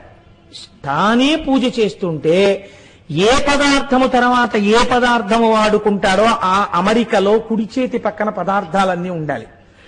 తను అభిషేకం ప్రారంభం చేశాడనుకోండి, ఒక్క నమక చమకాలు చెప్తూ దాని మీద మనస్సుండిపోయి నమస్తే రుద్రమన్యవ ఉతోత ఇషవే నమః, నమస్తే అస్తు ధన్వనే బాహుభ్యాముతతే నమః అని తను చక్కగా రుద్రం చెప్తుంటే చెయ్యి ఇలా పెట్టేటప్పటికే పాలు రావాలి.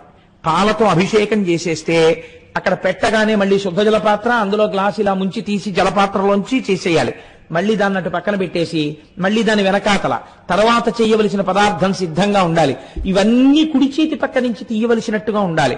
ఓ కర్పూర హారతికి కర్పూరం కాని ఏదైతే మీకు జీవితంలో పవిత్రతని, ఉద్ధరణని, ఆనందాన్ని, సుఖాన్ని కలిగిస్తుందని నమ్మకంతో మీరు ప్రారంభం చేస్తున్నారో అది మంగళ కార్యము కనుక మీరు కుడి చేతి వైపు పెట్టి కుడి చేతితో తీసి ప్రారంభం చేస్తారు.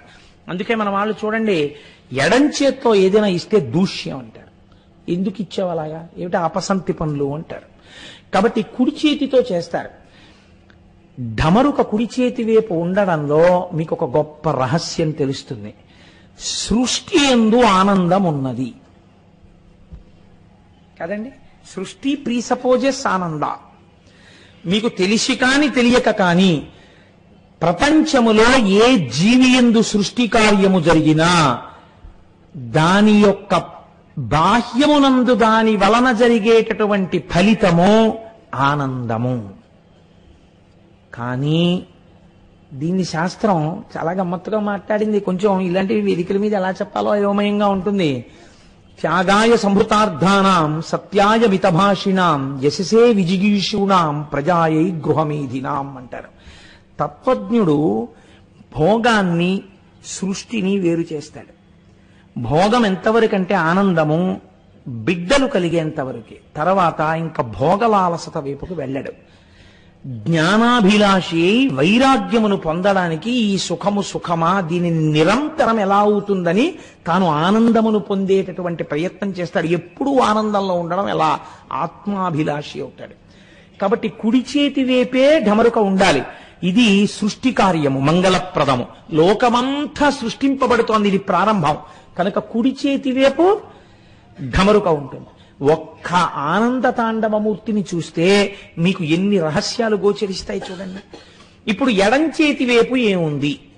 అగ్నిహోత్రం ఉంది. ఈ అగ్నిహోత్రం దేనికి గుర్తు? మీకు మొన్నటి రోజున నేను భస్మ గురించి చెప్పాను.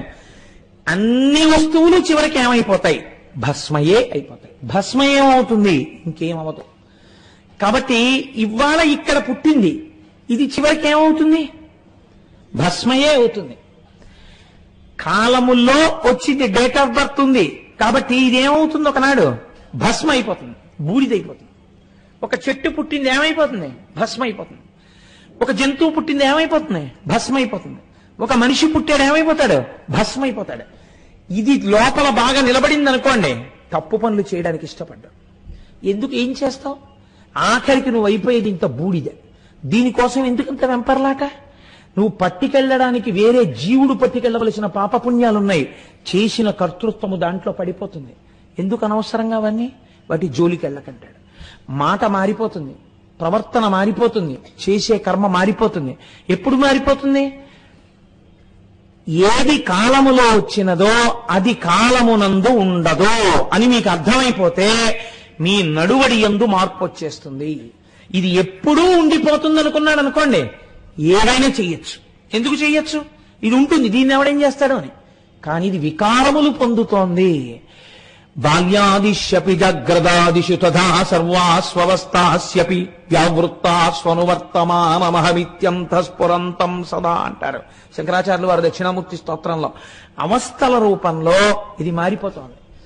పుట్టినప్పుడు ఇంత ఉంది మా అమ్మ ఒళ్ళో, ఇది మిలిమిల్లిగా పాకింది, ఇది నిలబడింది. మా అమ్మ ఇలా చెయ్యిస్తే మా అమ్మ చిటికిన వేలు పట్టుకుని నడిచింది, మా నాన్నగారి చిటికిన వేలు పట్టుకుని నడిచింది. ఆ తరువాత మా నాన్నగారు ఇలా ఎత్తుకుంటే, అంత పొడుగ్గా ఉన్న నాన్నగారు ఎత్తుకుంటే ఏరియల్ వ్యూలో చూసినట్టు లోకాన్ని చూస్తూ సంతోషించేది. ఆ తర్వాత ఇదే నడవడం మొదలుపెట్టింది. ఆ తర్వాత ఇది దినదిన ప్రవర్ధమానమైంది. ఇప్పుడు ఇదే దాని బిడ్డల్ని ఎత్తుకుంటోంది. ఇప్పుడు ఇది అంత పొడుగైంది.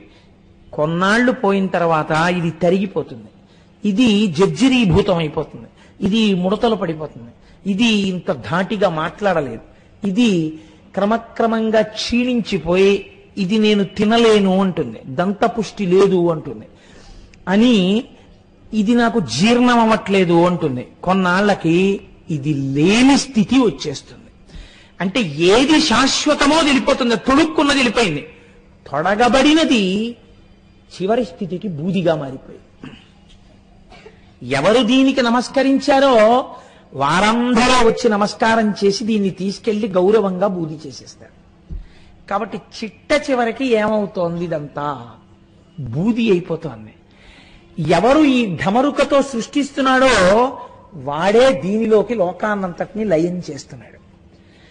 ఈ రెంటికి మధ్యలో ఏముంది? కొన్నాళ్ళు ఖాళీ ఉంది. ఇది బ్రతుకు, భవతి, ఉన్నావు అన్నటువంటి విశేషం. డేట్ ఆఫ్ బర్త్ కి డేట్ ఆఫ్ డెత్ కి మధ్యలో ఉన్నటువంటి టైం. ఇది ఏమంటున్నావు? నేనున్నానని ఇది చూపిస్తున్నావు. ఇది ఉండేది కాదు, వెళ్ళిపోవడానికి పరుగులు తీస్తోంది. ప్రతి క్షణం అది దాని గమ్యం వైపుకు పరుగులు తీసేస్తోంది, అది వెళ్ళిపోవడానికి సిద్ధంగా ఉంది. మరి వెళ్ళిపోయేది ఎందుకు ఇచ్చినట్టు? వెళ్ళిపోయే దాంట్లో కూర్చుని వెళ్ళడం దాన్ని పట్టుకోవాలి. కాబట్టి దీనికి మధ్యలో నవ్వుతున్నవాడు ఉన్నాడు, వాణ్ణి పట్టుకున్నావా ఇది అందులో పడిపోయినా నువ్వు మాత్రం వీడిగా ఉండిపోతావు. ఇది నటరాజు, ఇది ఆనంద తాండవం, ఇది నువ్వు పొందవలసిన ఆనందం. నువ్వే ఆనంద స్వరూపివై నిలబడిపోవాలి ఇలాగా. ఇది ఊర్ధ్వముఖమునందు మీకు కనపడేటటువంటి తత్వం.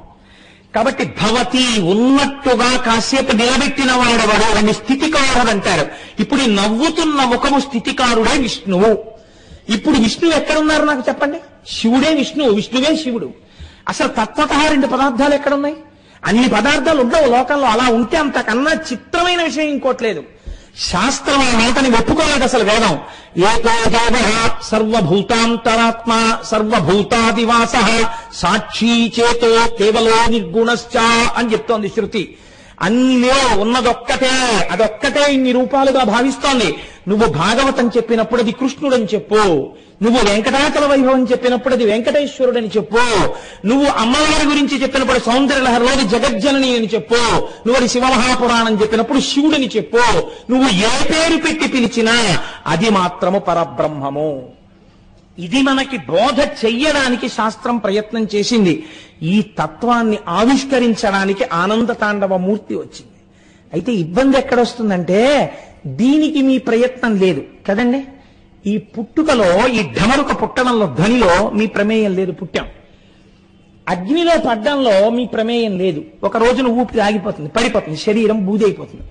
నీ ప్రయత్నం దేనికి కావాలి? ఈ మధ్యలో దాన్ని తెలుసుకుని ఇందులో వెళ్ళిపోవడానికి కావాలి. మధ్యలో ఉన్నవాడు మీరైపోవాలి, మీరు ఆనంద స్వరూపం అయిపోవాలి. ఆనందమే ఆత్మ.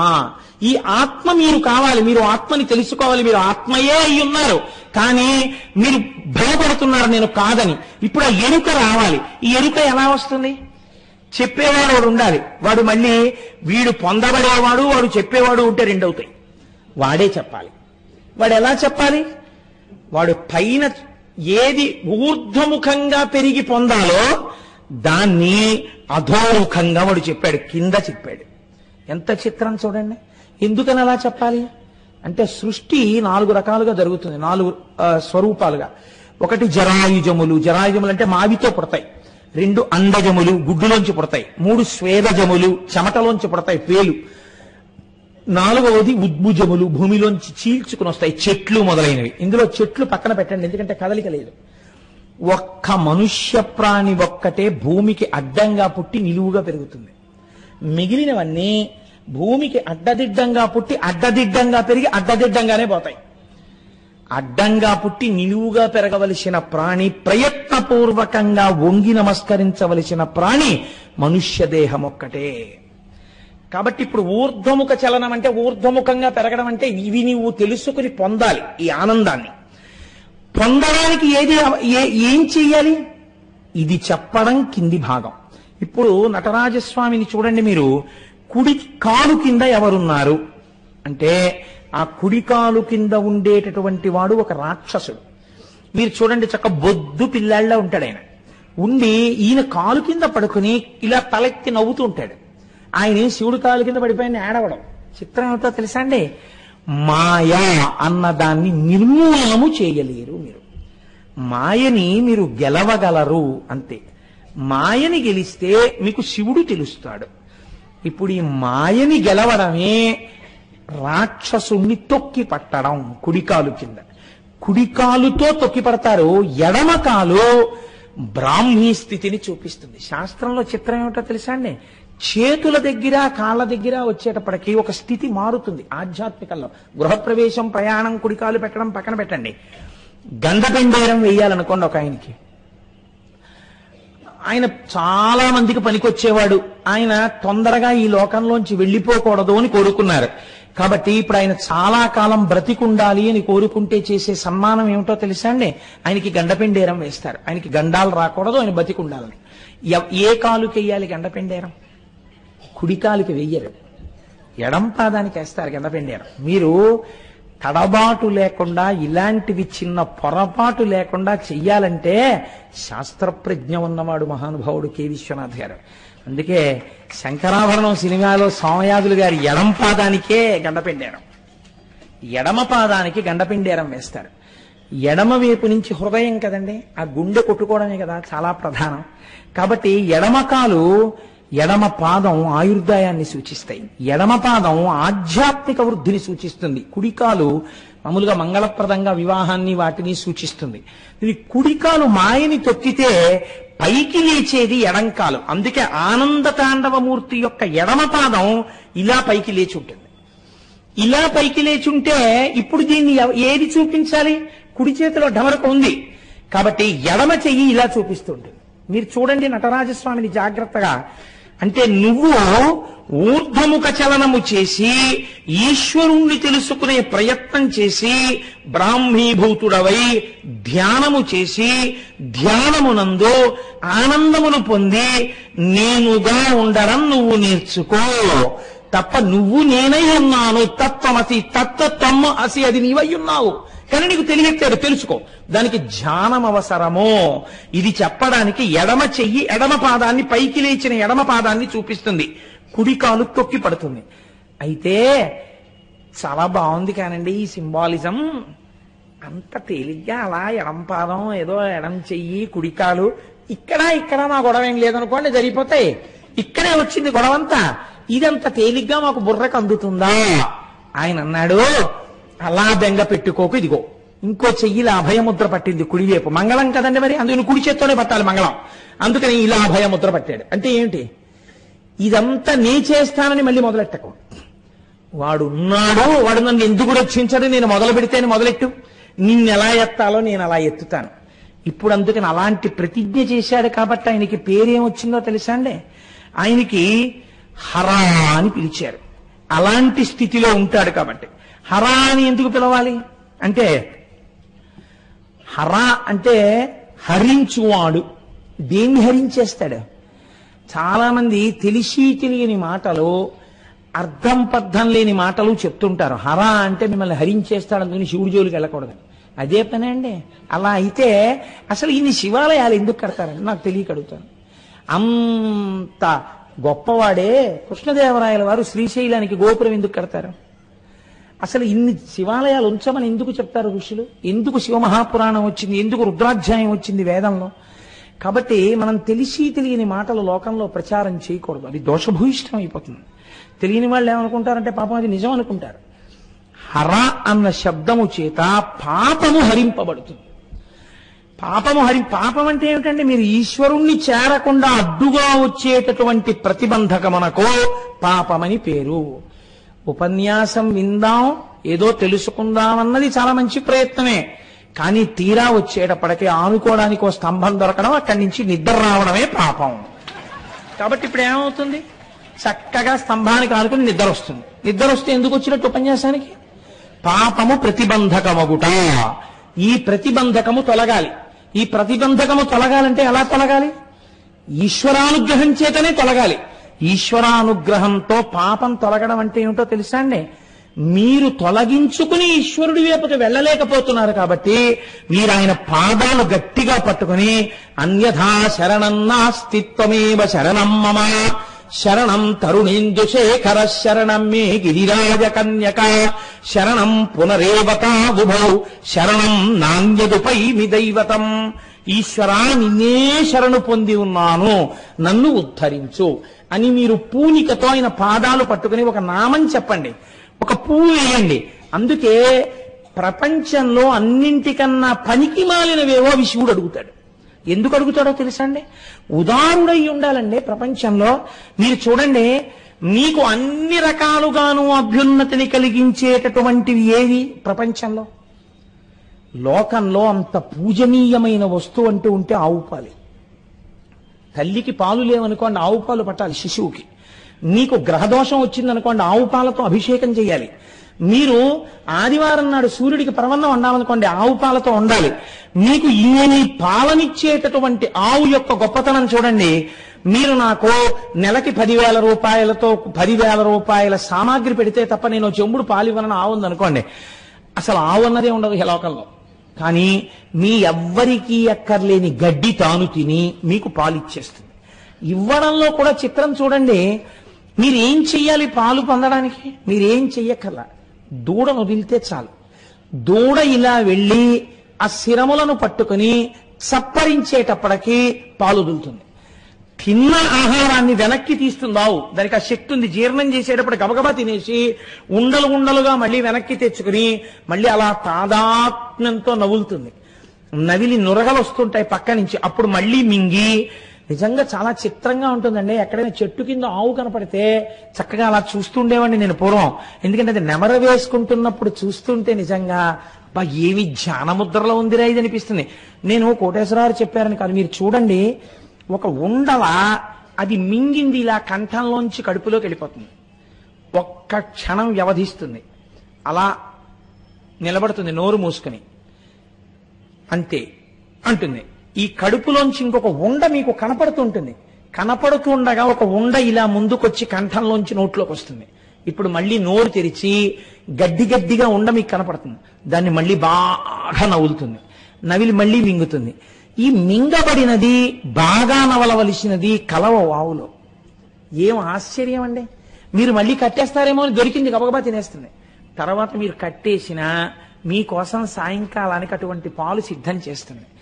ఇలా దూడొచ్చి చప్పరిస్తే తిన్న ఆహారాన్ని వెనక్కి తీయగలిగిన ఆవు పాలని వెనక్కి తీయడం చేత కాదు, తీయది వెనక్కి.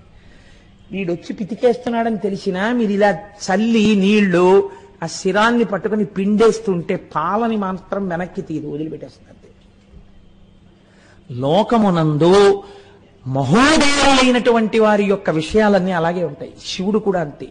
అందుకే 2 చాలా ఆయనకి, ఎవ్వరికీ పనికిరానివి. ఒక జిల్లేడు పువ్వు, ఒక తుమ్మి పువ్వు, ఈ 2 ఆయనకి చాలు. తుమ్మి పూలు ఎవరు దండలు కట్టుకుని తలలో పెట్టుకోరు. తుమ్మి పూలు ఎవరు అంత ఓపిగ్గా కొయ్యరు. కానీ ఆ తుమ్మి పూలు తీసుకొచ్చి ఇలా వేస్తే చాలు, పొంగిపోతాడు.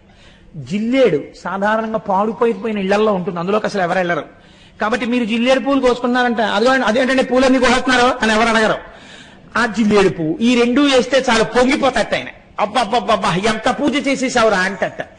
కాబట్టి చాలా తేలిక వాటిని బుచ్చుకుని పెద్ద ఫలితాలను ఇస్తాను. ఎందుకు భయపడతావు? ఇది అభయముద్ర. అసలు అలా చేస్తానను చాలు. ఇలా ఓ తుమ్మి పువ్వు పట్టుకొచ్చి ఇలా ఓ పాదం మీద వేయి, చాలు, నిన్ను కౌగిలించేసుకుంటాను నా వాణ్ణని. ఇది హర, నీ పాపాన్ని హరిస్తాను. హరించడంలో ఒక చిత్రం ఉంది. ఈ హరించినప్పుడు క్రమంగా పెరుగుతాడు ఉపాసకుడు. పెరిగి శివ అంటే మంగళాన్ని చేరుతాడు. నేను ఈశ్వర నీవాడను కావాలి అంటాడు. ఇప్పుడు ఈ స్థితి ఎలా ఉంటుందో తెలుసా అండి? తన వారి మధ్యలోనే ఉంటాడు, తన భార్యతో ఉంటాడు, తన పిల్లలతో ఉంటాడు, అందరూ తన వాళ్ళతో ఉంటాడు. కానీ తన వాడు ఎవడు అని అడిగితే లోపల మాత్రం నా శివుడు అంటూ ఉంటాడు. పైకండి అస్తమానం. అలా అంటే ఇంట్లో గొడవలు వస్తాయి. అలా పైకి అనక్కర్లేదు, నేను చేరవలసినది శివుడనే అంటుంటాడు. ఇప్పుడు ఇలా అంటుంటే ఏమవుతుంది? భార్య భర్తని చేరడానికి ఎలా తపిస్తుందో తాను శంకరుణ్ణి చేరడానికి అలా తపిస్తాడు. అందుకే నాయిక నాయక భావనలతో కవిత్వాలన్నీ వచ్చాయండి. రమణ భగవానులంతటి వారు అరుణాచల అక్షర మణిమాల అని చెప్పి రచన చేసి అరుణాచలేశ్వరుణ్ణి పెళ్లి కొడుగ్గా తన్ని పెళ్లి కూతురుగా సంభావన చేసుకున్నారు. ఎందుకు చేస్తారో తెలుసా? అలాగే వైష్ణవ సంప్రదాయం నందు ఆళ్వారులు అని అంటారు. ఆళ్వారులు అంటే ఏమిటో తెలుసా అంటే మీకు? సమస్త శుభలక్షణములు కలిగినటువంటి స్త్రీ ఒక అర్థంలో. అందుకే మీరు పూర్వ రాజశాసనాలు చూస్తే ఫలానా ఆళ్వారిని రాజు పెళ్ళాడని ఉంటుంది. అంటే వాళ్ళు సమస్తమైనటువంటి శుభలక్షణములంటే గొప్ప పవిత్రమైన భక్తిభావమును కలిగినటువంటి వారు, ఈశ్వరుడి చేత పొందడానికి యోగ్యమైనటువంటి వారు. అలాగే మీరు ఈశ్వరుణ్ణే పొందాలనుకున్నప్పుడు భార్య భర్తని చేరినట్టు తాను ఈశ్వరుణ్ణి చేరాలని ఒక్కడే పురుషుడున్నాడు. పతిం విశ్వస్యాత్మేశ్వరగం శాశ్వతగం శివం అచ్యుతం అంటాడు. ఆ శివుడొక్కడే పురుషుడు, వాణ్ణి మేము చేరాలంటారు. ఇప్పుడు స్త్రీ పురుష భావన ఉందా? అందరూ స్త్రీలే, అందరూ ఆయన్ని చేరాలనుకుంటారు. చిత్రం ఏమిటో తెలుసా అండి, ఈ పొందిన స్థితి మీకు గమ్మత్తుగా ఉంటుంది. ఒకానొకప్పుడు బృందావనంలో మహానుభావుడు వల్లభాచార్యుల వారిని, చాలా గొప్పవారు, వారు బృందావనానికి విజయం చేశారు. విజయం చేసి అక్కడ స్తోత్రాలు, భజనలు, పాటలు, శిష్యులు చాలా అందంగా గడుపుతున్నారు. అదే బృందావనానికి మీరాబాయి వెళ్ళింది. వెళ్ళి ఆవిడ కూడా మహాభక్తి తత్పరురాలు. మీరాబాయి కబురు చేసింది వల్లభాచార్యుల వారికి, అయ్యా ఒక్కసారి మీ దర్శనం చెయ్యాలనుకుంటున్నాను అంటే ఆయన అన్నారు, మేము స్త్రీలను చూడం కాబట్టి మీకు దర్శనం ఇవ్వడం కుదరదు అని కబురు చేశారు. అంటే మీరాబాయి అంది, ఇప్పటి వరకు నేను లోకంలో ఒక్కడే పురుషుడు అనుకున్నాను, రెండో పురుషుడు బృందావనానికి వచ్చాడా అని కబురు చేసింది. కబురు చేస్తే వల్లభాచార్యుల వారు తెల్లబోయారు. ఏమిటి ఈ మాట అని అడిగారు. సమస్త జగత్తు పొందవలసినది కృష్ణుడు ఒక్కడే, అందుకని నాకు తెలిసి కృష్ణుడు ఒక్కడే పురుషుడు, అందరూ ఆయన్ని చేరుతారు. కృష్ అంటే నిరతిశయ ఆనందం, అందుకే మీకు ఇందాక చెప్పా కృష్ణుడన్నా శివుడన్నా అన్ని ఒక్కటే అని. ఇప్పుడు కొత్తగా వల్లభాచార్యులు వారు ఒక ఆయన వచ్చి, నేను పురుషుణ్ణి కాబట్టి స్త్రీని చూడండి అంటున్నారు, ఈయనకు ఇంకో పురుషుడు కూడా ఉన్నాడా బృందావనంలో అని అడిగాను అన్నారు. ఇప్పుడు వల్లభాచార్యులు వారి మాట విని, ఈ స్థాయి పొందినటువంటి తల్లినితో నేను ఇలా మాట్లాడడం పొరపాటు, నేనే ఆ తల్లిని చూడ్డానికి వస్తున్నానని మా మీరాబాయి గారి దర్శనానికి వల్లభాచార్యులు వారు వచ్చారు. ఈ స్థితిని పొందడం హర నుంచి శివని చేరడం, ఈ శివ దగ్గర నుంచి ఆనందతాండవమూర్తిలోకి లయమైపోవడం, తాను ఆనందముగా మారిపోవడం. తాను ఆనందముగా మారిపోతుంటే ఇప్పుడు ఏమవుతుంది, అంత ఆనందతాండవం చేసేవాడు ఎవరు? మీరు జాగ్రత్తగా ఈ ప్రశ్నకి జవాబు చెప్పండి. ఎవరు చేస్తున్నారు ఇది? అప్పుడు పంచకట్టుకు చేస్తున్నాడు, కానీ ఎవరు చేస్తున్నారు? దిగంబరుడు చేస్తున్నాడు. అంత ఆనందం. ఆయన బట్టే కట్టుకోడు. ఎందుకు కట్టుకోడో తెలుసా అండి? ఒకసారి భిక్షుకమూర్తిగా వచ్చారు ఆయన. అప్పుడు ఆయన బట్టలు లేకుండా వచ్చారు. ఎందుకు వస్తారు అంటే శరీర భ్రాంతి లేకపోవడాన్ని ఆనందం అంటారు. రమణుల గురించి మీరు విన్నారు కదా, అసలు ఇది ఒకటి ఉంది అని ఆయనకి తెలియదు. పుండుకి పుండు పుట్టిందన్నారు ఆయన. అందుకని ఇది నేనేమిటి, ఇది నేను కాదు, నేను అంతటా నిండి ఉన్నాను, నాకు మరణం ఏమిటి, నా శరీరానికి మరణం ఉంది, నాకు మరణం లేదన్నారు. అటువంటి ఆత్మస్వరూపి అయినటువంటి ఆనంద తాండవమూర్తి యందు సాధకుడు కలిసిపోతే అప్పుడు ఏమవుతుంది? తానే నటరాజు అయిపోయాడు, తానే ఆనంద తాండవమూర్తి అయిపోయాడు. ఇప్పుడు ఇంకా ఇంకా ఆయనకి మళ్ళీ చావడం అన్నది ఉందా? ఇదే ఆఖరి చావు, శరీరానికి ఇదే చిట్ట చివరి చావు. ఇంకొకసారి చావడం. ఎందుకు చావడం? ఇంకొకసారి పుట్టడు కనుక. ఇది దేని వలన వస్తోంది మీరు బాగా గుర్తుపట్టండి. శివుడి యొక్క విశేషములు వేటిని మీరు సామాన్యంగా తీసుకోవడానికి ఉండవు. ఇది దేని వలన వస్తోంది? మీరు కేవలంగా ఒక నటరాజస్వామి వారి మూర్తిని పెట్టుకుని అష్టోత్తరం చేస్తాను, సహస్రం చేస్తాను, నటరాజస్వామి వారి మీద నేను పెద్ద పెద్ద స్తోత్రాలు చేస్తాను అంటే మీకు ఈ నటరాజ తత్వము ఆవిష్కరింపబడుతుందా? మీకు లోపల జీర్ణం అవుతుందా? జీర్ణము కాదు. ఇలా చూడాలన్న కోరిక పుట్టడమే చాలా కష్టం అండి. అసలు అలా తెలుసుకుని అలా చూడాలని కోరిక పుట్టినా అది నిలబడడం ఇంకా కష్టం. ఎందుకనంటే కింద నవ్వుతూ ఒకడు చచ్చిపోడు బతికే ఉంటాడు కుడికాలు కింద. వాడు ఎప్పుడు లేచి పట్టేసుకుంటాడో మళ్ళీ తెలియదు. ఎప్పుడైనా మాయ మళ్ళీ పట్టేస్తుందంతే, పట్టేసి మళ్ళీ పడిపోతాడంతే కూపంలోకి. అలా ఎప్పుడు పడిపోతాడో తెలియదు. మీకు నేను ఒక ఉదాహరణ